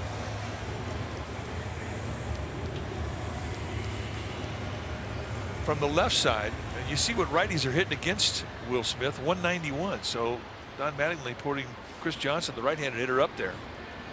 And that may play into the favor of Will Smith. A low 90s fastball, curveball, slider, all swing and miss pitches. And a high strike, and it's 0-1.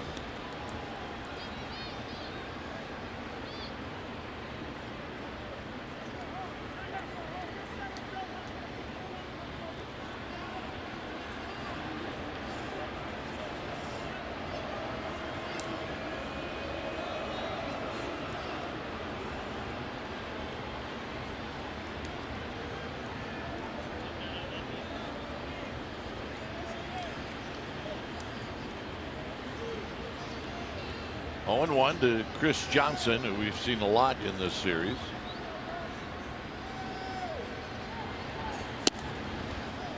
Good pitch. 91-mile-an-hour two-seamer on the knees away. That could have gone either way.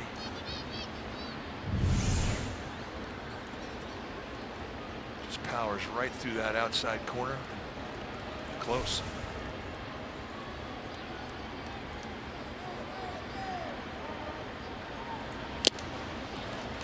1-2. Stays away with a two-seamer.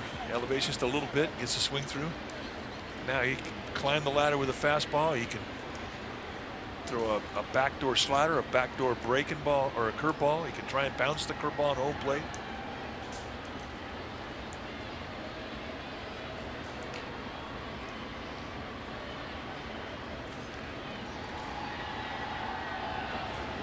And this one is rolled right on top of the Marlins dugout. It's 1 ball and 2 strikes.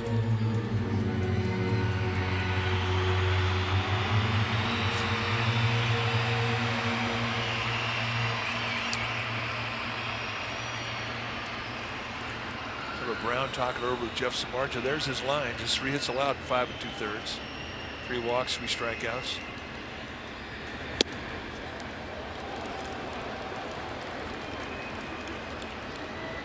And Samardzija, Dave Righetti, they're going to be thrilled with the way he threw the ball today. Right now he needs some help. And Will Smith trying to give it to him. 2 walks here in the 6th.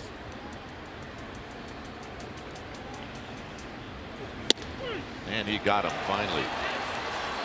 Chris Johnson's going, seriously, what's going on here?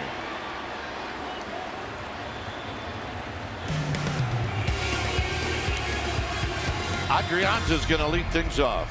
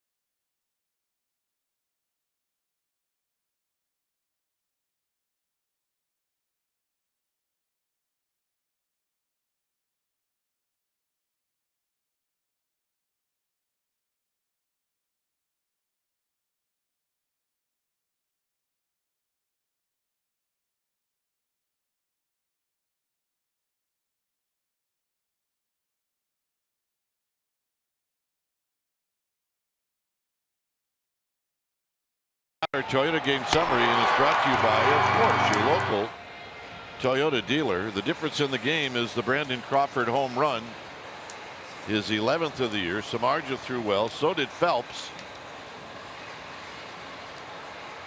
And Smith just got a strikeout to end the inning. Also on our Toyota game summary, Corey Blazier in between innings threw out Barry Bonds.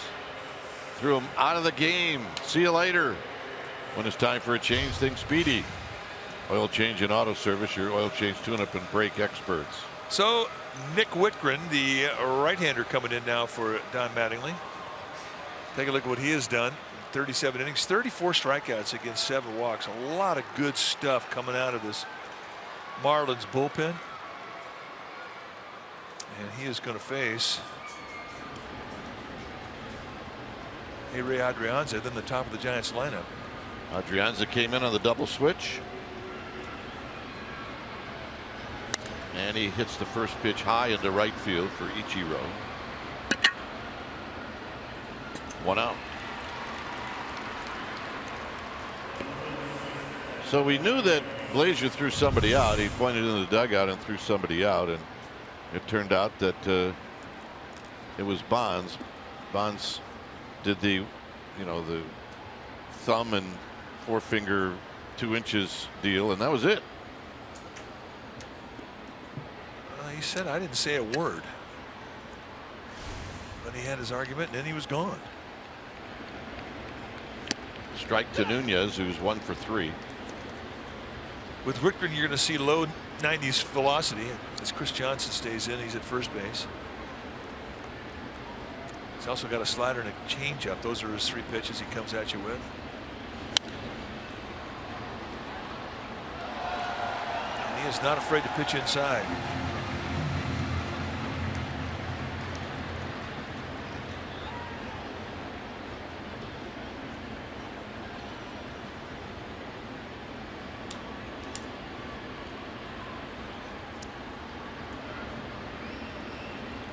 And the 0-2 is hammered foul down the right field line.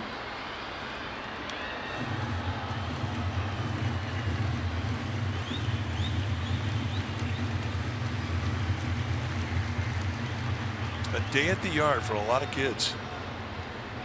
And everybody just around the country is getting ready to go back to school or are already back. And Eduardo Nunez is trying to give everybody a souvenir. I always thought that was such a cool day, the first day of school. But I was over it about day 2. Yeah. First day of school, then you're looking for Thanksgiving vacation. Nunez on the ground to second. And Gordon will get to it before it hits the cut of the grass. 2 outs. And here's Pagan.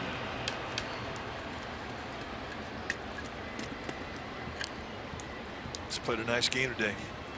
Been saying that a lot about Angel Pagan this year. Had a good season. With the bat, with the glove.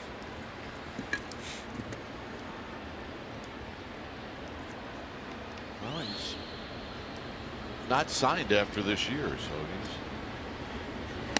playing well for a lot of reasons.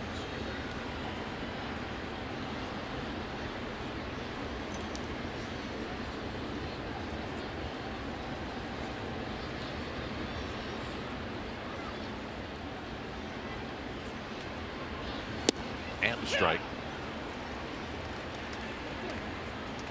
Changeup. You'll see more changeups from Whitgren to lefties and righties. But it's a good one.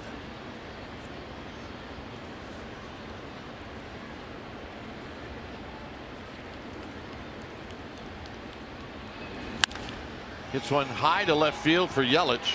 So Whitgren is going to have a 1-2-3-7. And it remains a 1-0 ball game.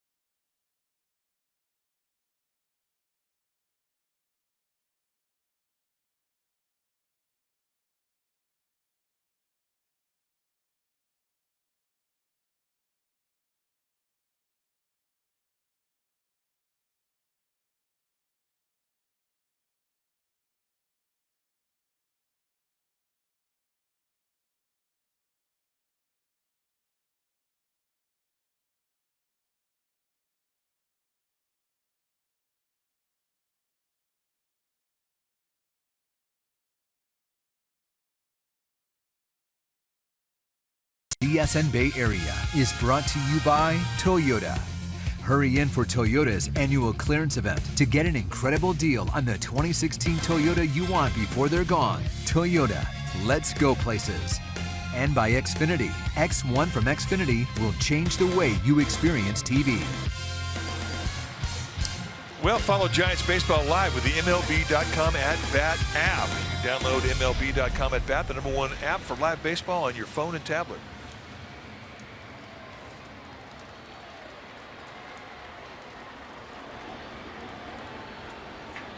Ichiro takes a breaking ball for a call strike.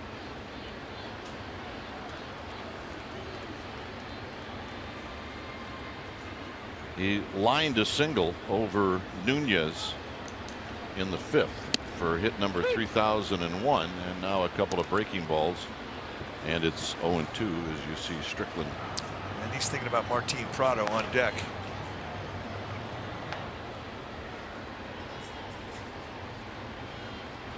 Got him.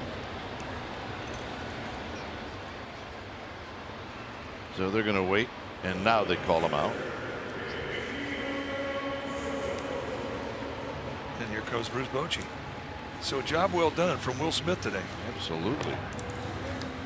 When it's time for a change, think Speedy Oil Change and Auto Service, your oil change tune-up and brake experts. We'll be back.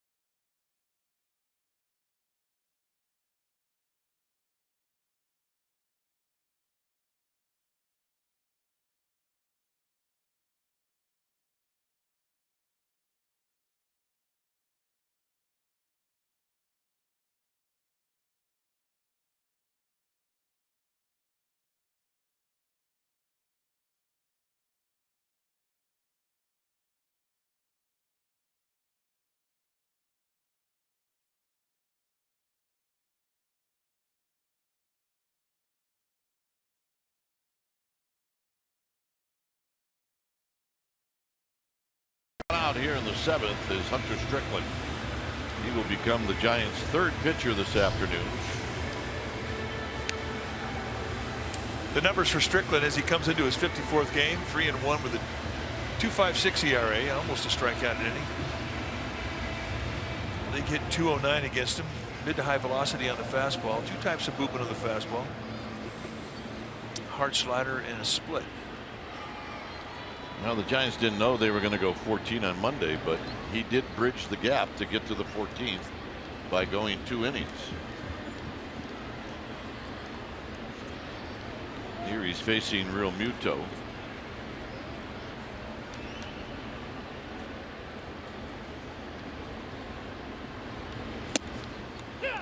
And a breaking ball for a called strike.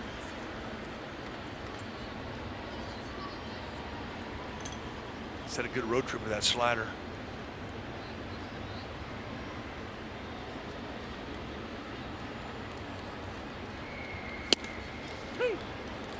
So nice 2-pitch combination, and very quickly on top of Real Muto with 0-2, and he hasn't swung the bat once.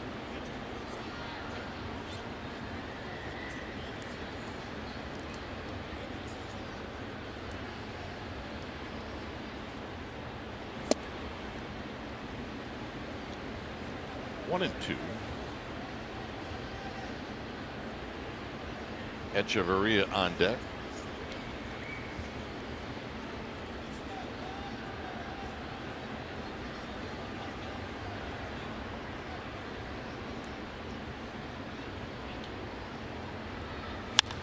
Hit out into center field.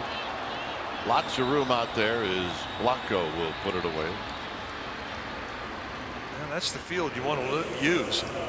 And they lowered the fences. They brought him in a little bit. It still takes a bolt to get it out to center.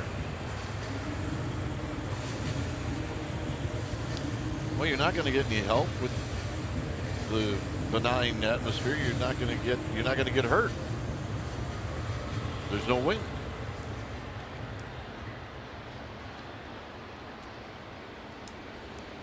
Echeverria is 0 for 2.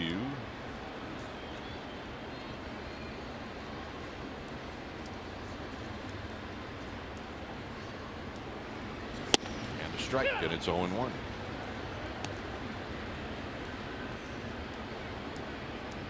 .97-mile-an-hour fastball just to say, hey, I'm a hunter. Hey, look at me. Glad to meet you.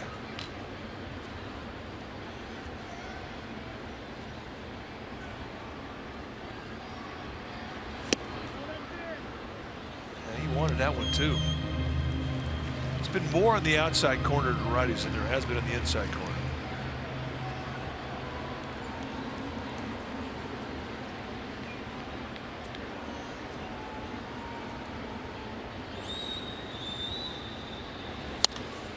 That's lifted foul. Kid scramble. And in the white t-shirt section, that's the kid that came up with it. I mean, the sections are all color coordinated. The whites, the blues. We have the yellows up in the bleachers in right field. A lot of orange, by the way. Yeah. One big section orange, already heading for the buses. Hit up the middle, and that'll be a base hit. Got that pitch just a little bit up, and Echeverria made him pay. So Rojas is going to hit. Nice back control, going back up the middle with 2 strikes, the way you're taught.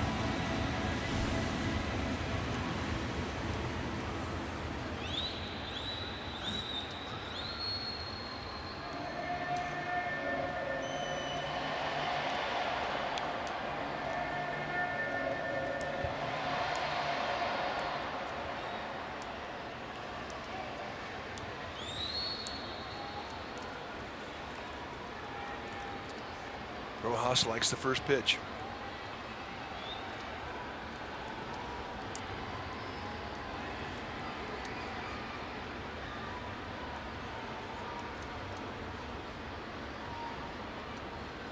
And diving back in is Echeverria.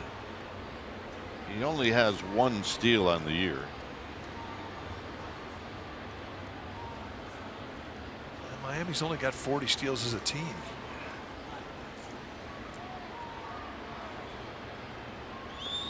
Giants have 58.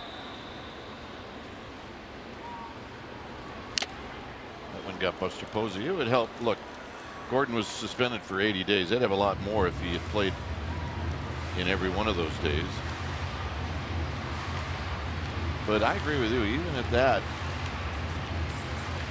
they just haven't run a lot even in the series.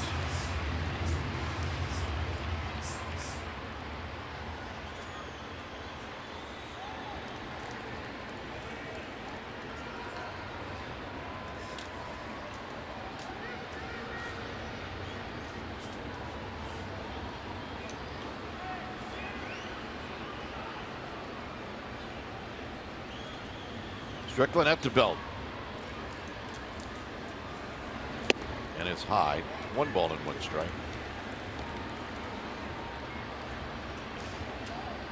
You look at the teams around the league that are at the bottom of the team stolen base total. It's kind of unusual. St. Louis Cardinals have 26. The Dodgers have 33. And the Mets 27. And then the Marlins at 40. Those are the bottom 4 in the National League.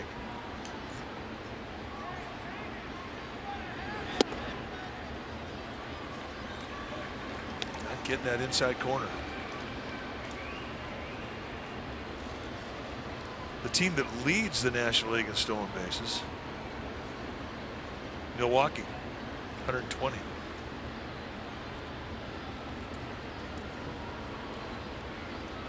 Council trying to generate some offense. 2-1 to Rojas. On the ground to Adrianza. And this will end the inning. Through 7, 1-0 Giants, and they will have the beef coming up.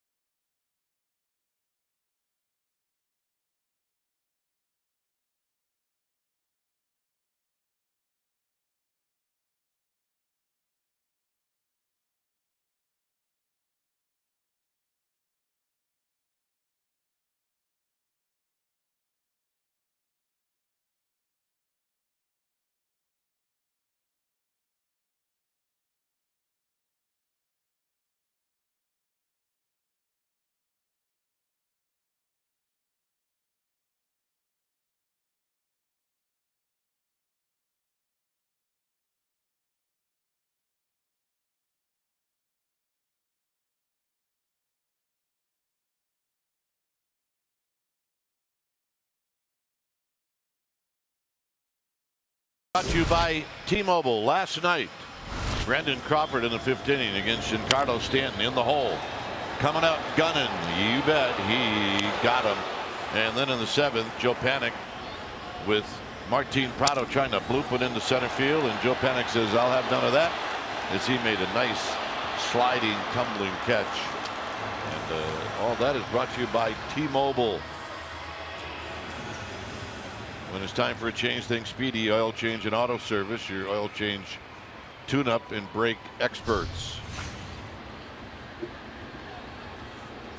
Here's Brian Ellington.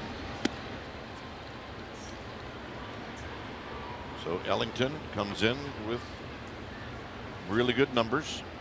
We just saw Whitgren and now Ellington. Facing Belt. Belt fouls it back.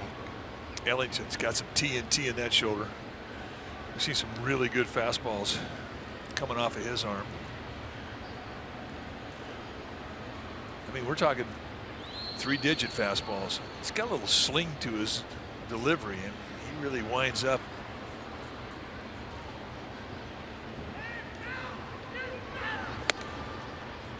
But he does not lack for velocity. Well, sling also means that sometimes you're not around the plate. Well, we've seen him throw a couple to the backstop here that have catchers didn't have a chance to even touch, let alone catch. Belt fouls another one back. I think Belt in this trip has hit more foul balls off of fastballs than anybody I've ever seen.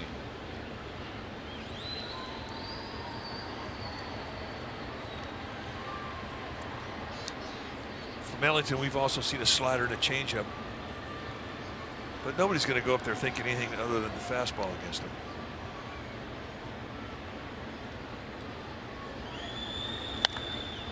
It's going to be high and foul. And down from the upper deck to the lower deck.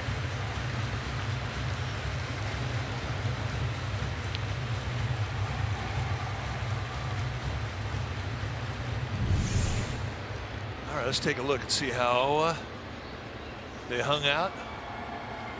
Birds in the bleachers. High to Belt. And that's just an easy take.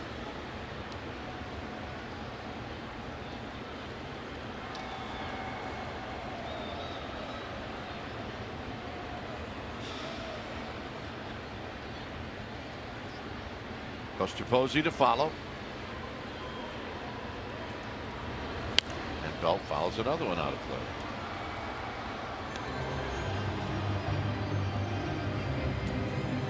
It's been mad scrambles up there all day long. Hey, found a good home. That a babe. Yeah.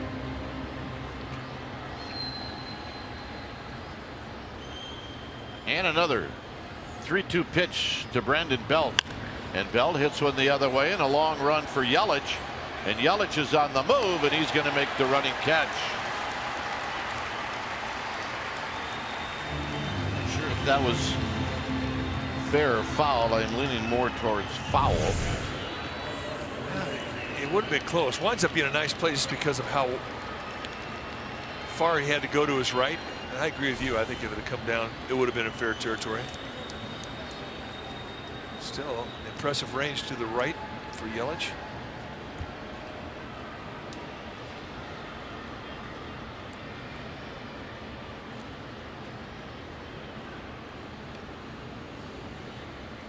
Here's Buster Posey. Buster today 0 for 3.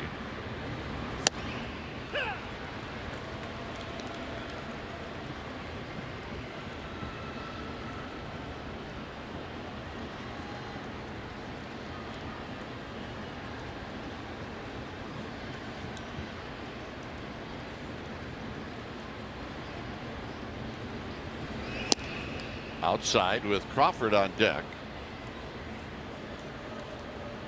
9 hits of the game, 5 for the Giants, 4 for the Marlins. There's Crawford with Posey at the plate in 1 out.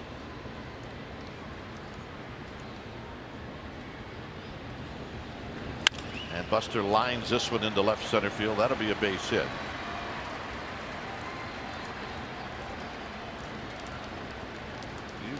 Throw hard. Buster's going to enjoy that. Yeah, he's not impressed with speed. Never has been. Easily the best fastball hitter in the Giants team.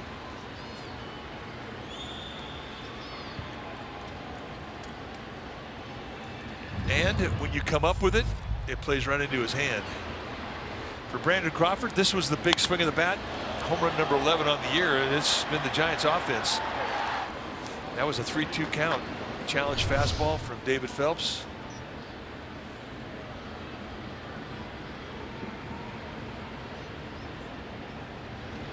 Crawford takes low.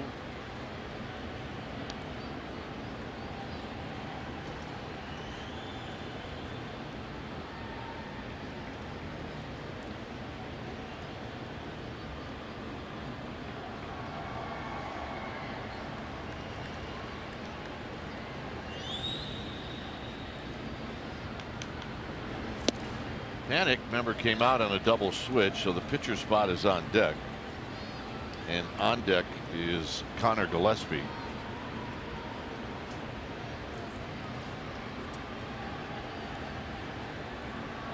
Derek Law is getting loose.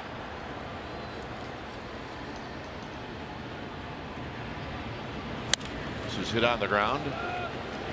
And that's one, and they turn it. So Johnson turns the 3-6-3 double play, and we will indeed head to the bottom of the 8th.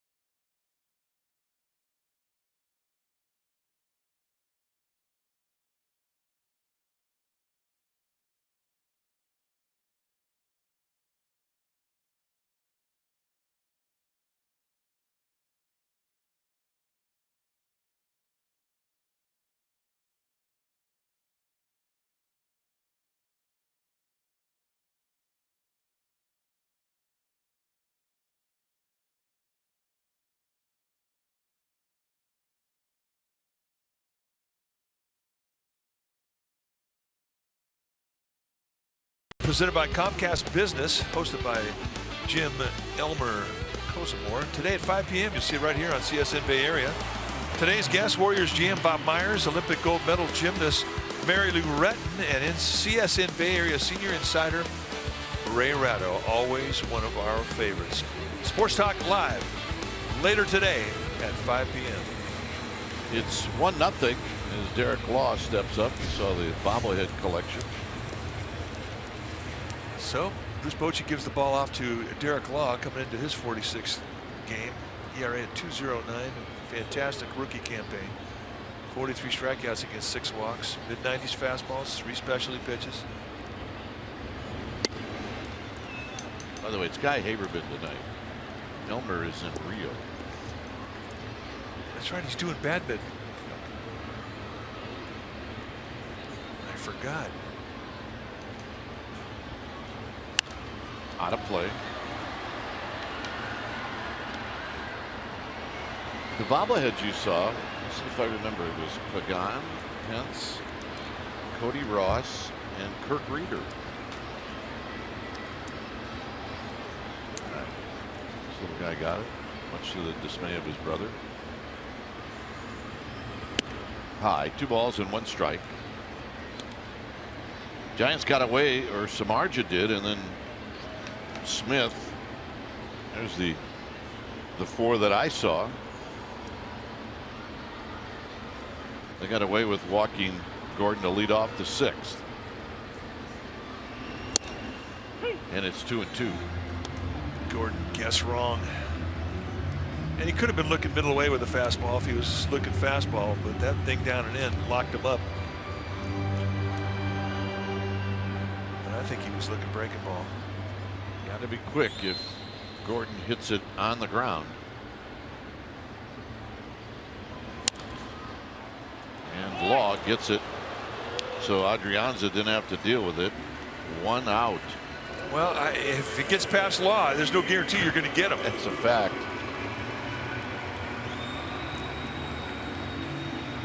Here's Prado. Law's always going to have more range to his left. Falls off towards the first base line like a lot of right-handers do. So his momentum was going to the play. But that's a big out to get. Lopez. Thinking about Christian Yelich on deck.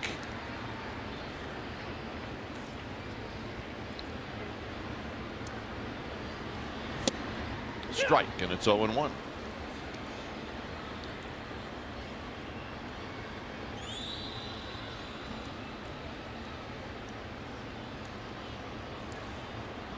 High 3/4, almost over the top release for Derek Law.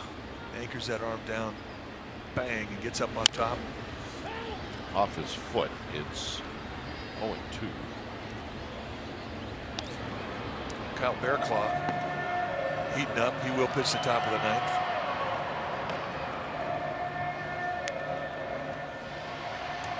The series kind of got off on a weird start with the Marlins bullpen having to eat 8 innings the first game. The Giants, their bullpen had to eat up 9.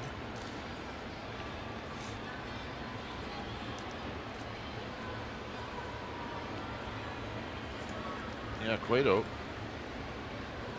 who allowed 5 runs in 5 innings. Blanco's coming in, and Blanco racing in makes the catch.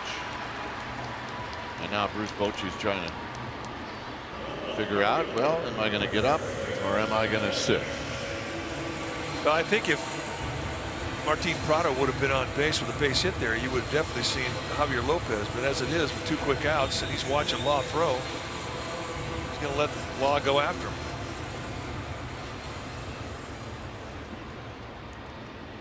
And Law, quite honestly, has earned that right. He's had that type of year.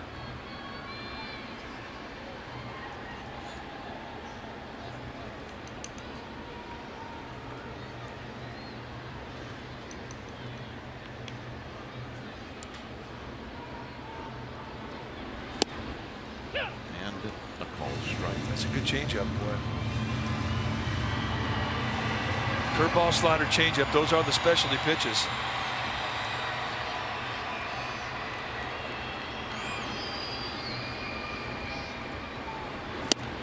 quick pitch to him for the fastball at 93. So on top of Yelich quickly 0-2, and he hadn't swung the bat.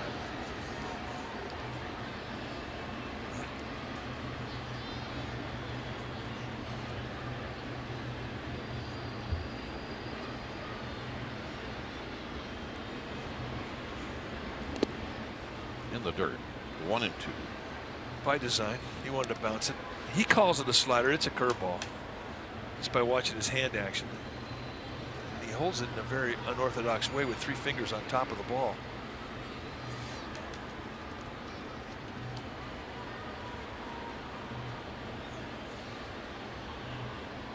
Posey really controlling the rhythm of this at bat.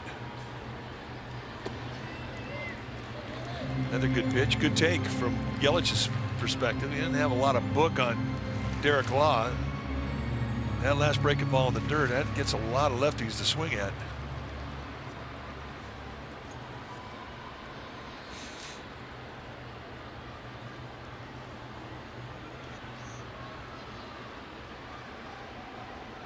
Yelich is shaking off the fastball request twice. He wants to throw a slider. Posey called a changeup, 2 fastballs, and a curveball. He shook them all off. So he knows that he wants to throw.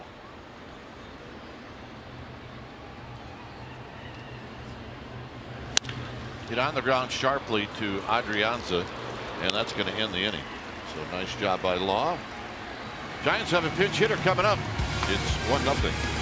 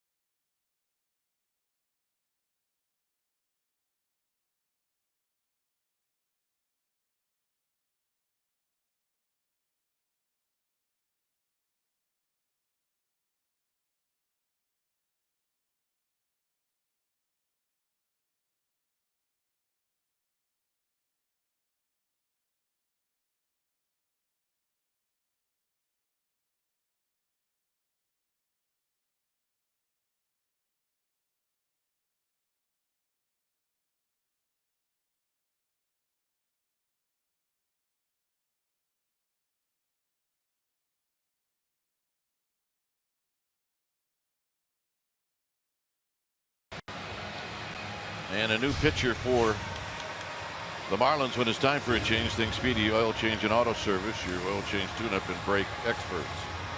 So Kyle Bearclaw, summoned from the Marlins bullpen, the Bay Area kid, coming into his 54th game. He's really had a nice season. 82 strikeouts in 50 innings. And that's good stuff. How's he do it? Well, he's going to give you mid to high 90s with the fastball. He'll sink and cut. He's got a hard slider to change up. And Denard Span will be the pinch hitter. So Span, who started both games in this series, went 3 for 7 on Monday and then took an 0 for 4 in the game yesterday. We've seen Denard's mom at the hotel throughout the course of the last 3 days. What a lovely woman she is. Oh yeah, she's a gamer, total.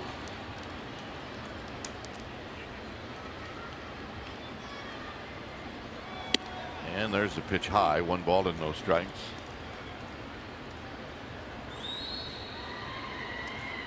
Span hitting .262.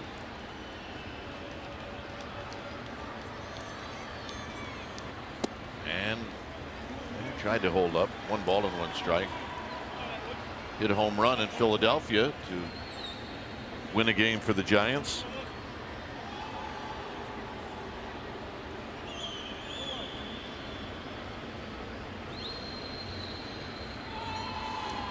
In a game against the Phillies, it looked like it was going to go for a while.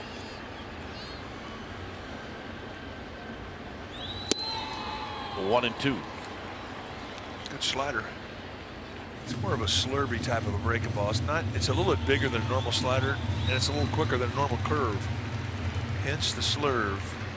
But it's a good one.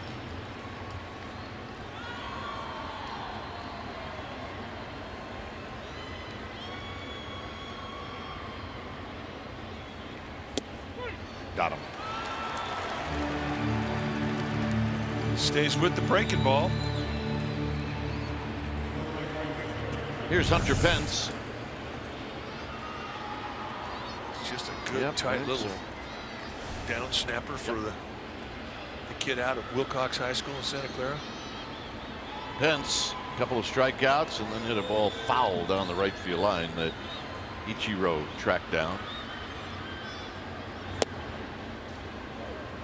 Well, Hunter Pence last at bat, I mean, he drove the ball to right field. That was a good sign. That's the sign the Giants have been looking to see.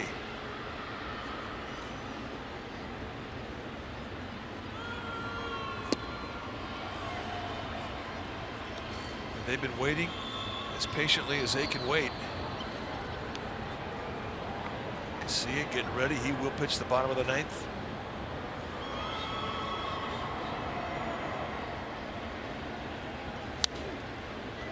Fouls it back. He had a rip on that 2-0 pitch and he just missed it. With Pence, when he gets back out of a slump, it happens quick. And then he has a tendency to go off for a while, and he can carry your club. Taps it slowly foul. He'll come back and do it again. He's so unorthodox with just about everything he does that it took us a while to learn his triggers as to when he gets hot. And it's simple. When he's driving the right side of the field, he's taking that outside pitch and he's launching it the other way.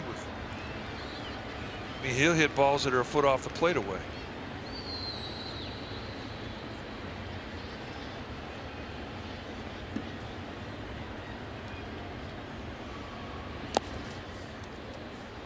That happens, he starts hitting everything.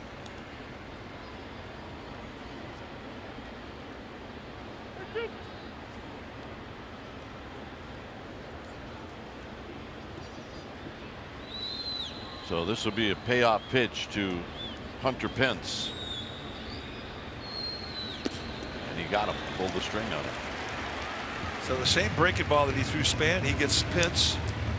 So 2 quick outs by way of the strikeout for Bearclaw. I don't think he tips off his rotation on that pitch. It's not the normal little red eye that you see on the slider, which explains the high strikeout total he has. Blanco is 0 for 3.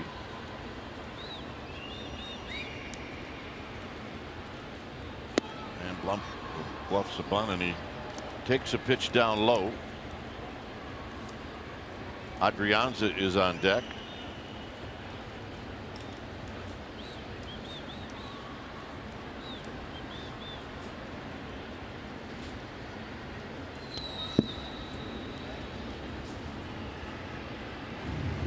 That one shoots to the backstop. In the bottom of the ninth, it'll be Ozuna, Johnson, and Ichiro.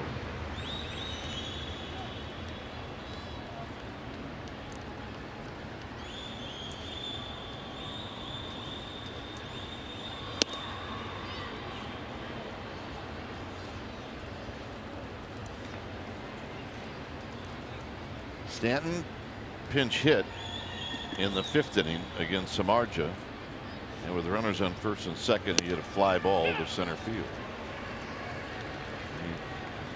On the play that Crawford made yesterday that we showed you earlier, but Stanton hit, kind of end up limping down the line. And Blanco's going to take the walk.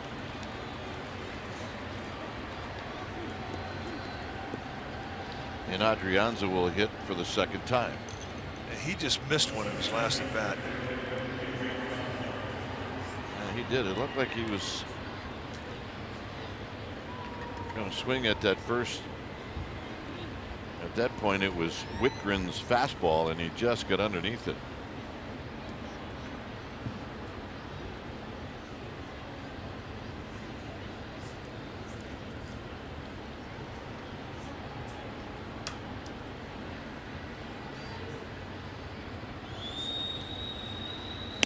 And the pitch is high, 1-0. Bearclaw in the Monday game, he ended up striking out the side, but he threw 28 pitches. He allowed a run on 1 hit. He walked a couple in that inning.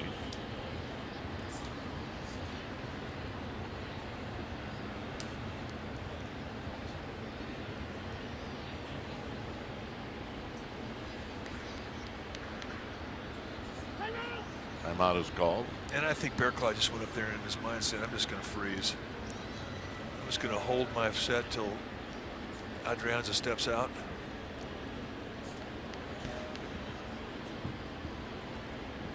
Blanco is a threat to go. Bearclaw at times can be slow. And this is another case of why not? 2 outs. Absolutely. Try and put yourself in scoring position. And I think Real Muto's coming out to say you need a slide step. You're too slow right now. This guy tries to steal, you got to give me a chance.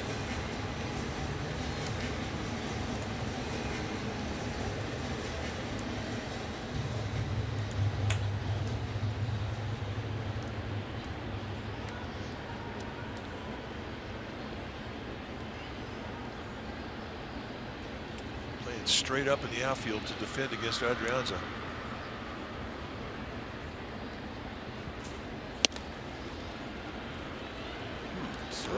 Bearclaw 1 ball away from walking a runner into scoring position.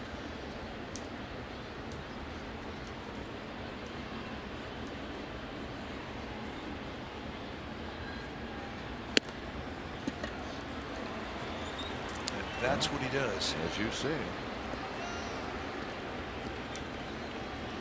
A little visit now. So Nieves trying to catch Mike Butcher on mound visits, heads right out here.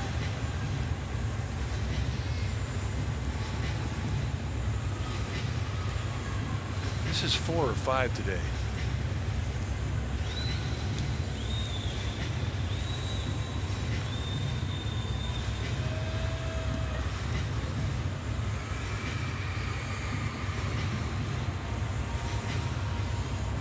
So that's a time violation. He went past the 30 seconds. Now they're telling us that it's supposed to be a fine that's levied on you from the league office. You're not going to know about it. It's just going to come in the mail. As you see Austin Bryce, who just got activated yesterday. Hey, things have changed in baseball, I'm telling you. We saw it on Monday, or actually after the game on Monday. And Crawford had his bat stolen. Yep, by the Hall of Fame. After a 7-hit night. Here's Nunez. Nunez takes a breaking ball for a call strike. Nunez 1 for 4. I think that was the message from Nieves. Throw that slider.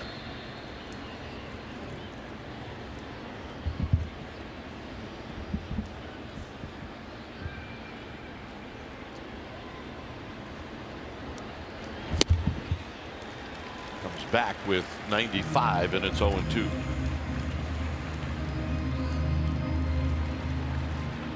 Giants would love some insurance.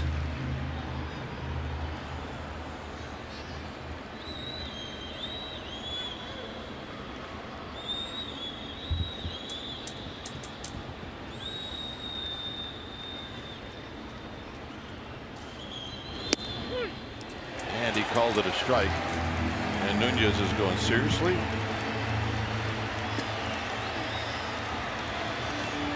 Be careful. Stay in the game.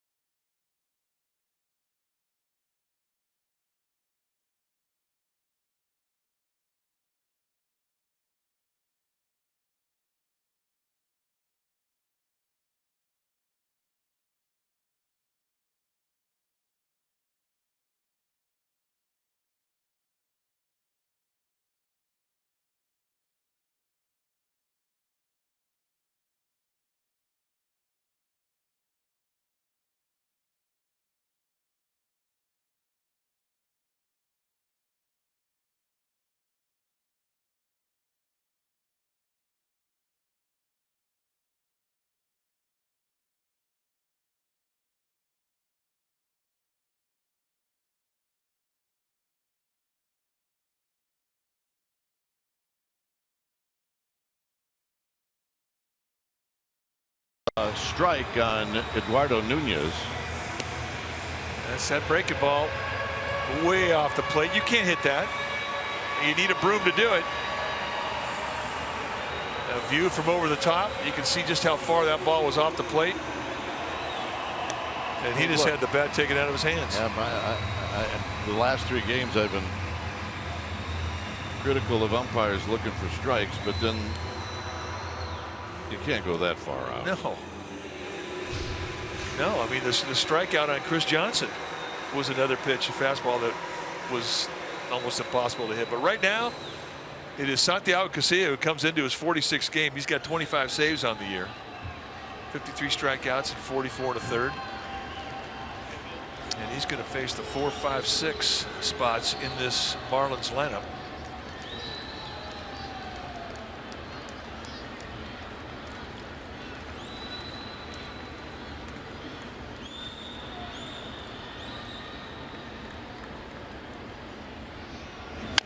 On the ground, Nunez. 1 out. 1 pitch, 1 out. Thank you, very nice. And here's Johnson.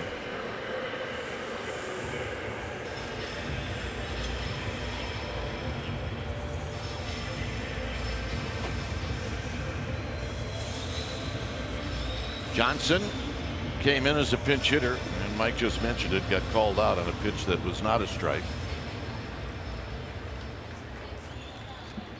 And he argued a little bit, and his hitting coach got thrown out of the game. Barry Bonds got ejected. There's a strike, and it's 0-1. If you get rung up on a pitch like that, does it make you feel better when your hitting coach gets tossed out of a game? Yeah, it does. Absolutely.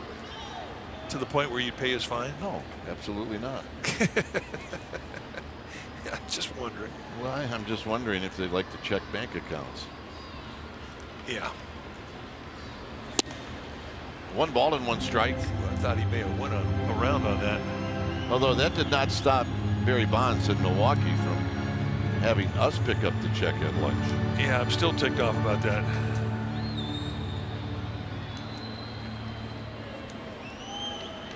One ball and 1 strike.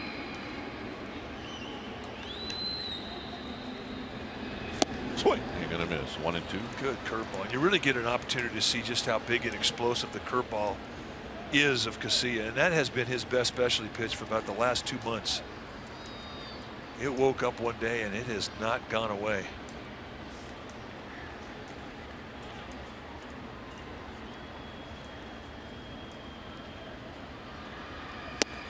Got him. Another explosive curveball and a 3-pitch see-ya for Johnson. Just locks him up, and it drops right in the heart of the plate. And it's been a good pitch for righties and for lefties for Casilla. Ichiro singled in the 5th for hit number 3001. And then Will Smith struck him out in the 7th.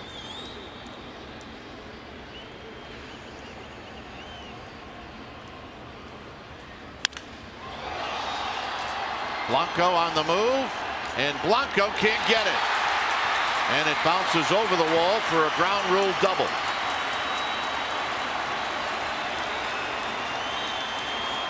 And that'll put the tying run in scoring position. Blanco is playing straight away, and this just had some slice that was working its way away from him. A little backspin slicer, and I thought Blanco had a pretty good jump. And the high hop over the wall, and Casilla has a little drama to deal with here with a runner in scoring position now as he faces Real Muto.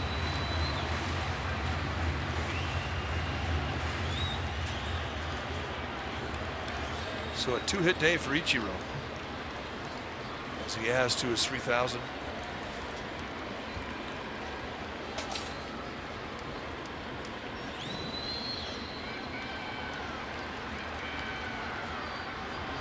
And a strike to Real Muto, and it's no balls and 1 strike.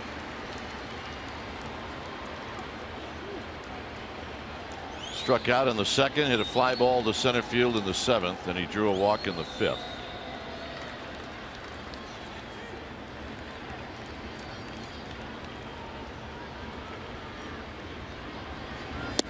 And it's 0-2. 2 pitches, 2 curveballs, and not a swing from Real Muto.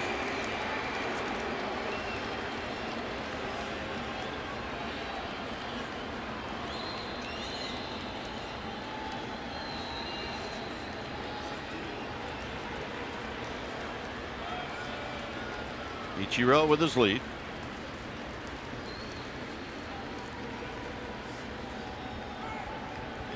Got him, and that's the ball game. So the Giants, for the first time since the All-Star break, they win a series, and they do it behind Jeff Samardzija, the bullpen, Crawford. Nice win. Well, it's a big win indeed, just to get that series win out of the way, but also to bring momentum back to San Francisco. They lost a 1-0 ball game on this trip. It's a painful loss today. They get a 1-0 win, and that is a big one, and they got Samardzija back on track. He was fantastic. So Samardzija picks up his 10th win, and the Giants will have a happy 6-hour and 6-minute flight back to San Francisco. Final score: Giants 1, Marlins 0. Stay tuned. Esurance Giants postgame live starts right now. Nice.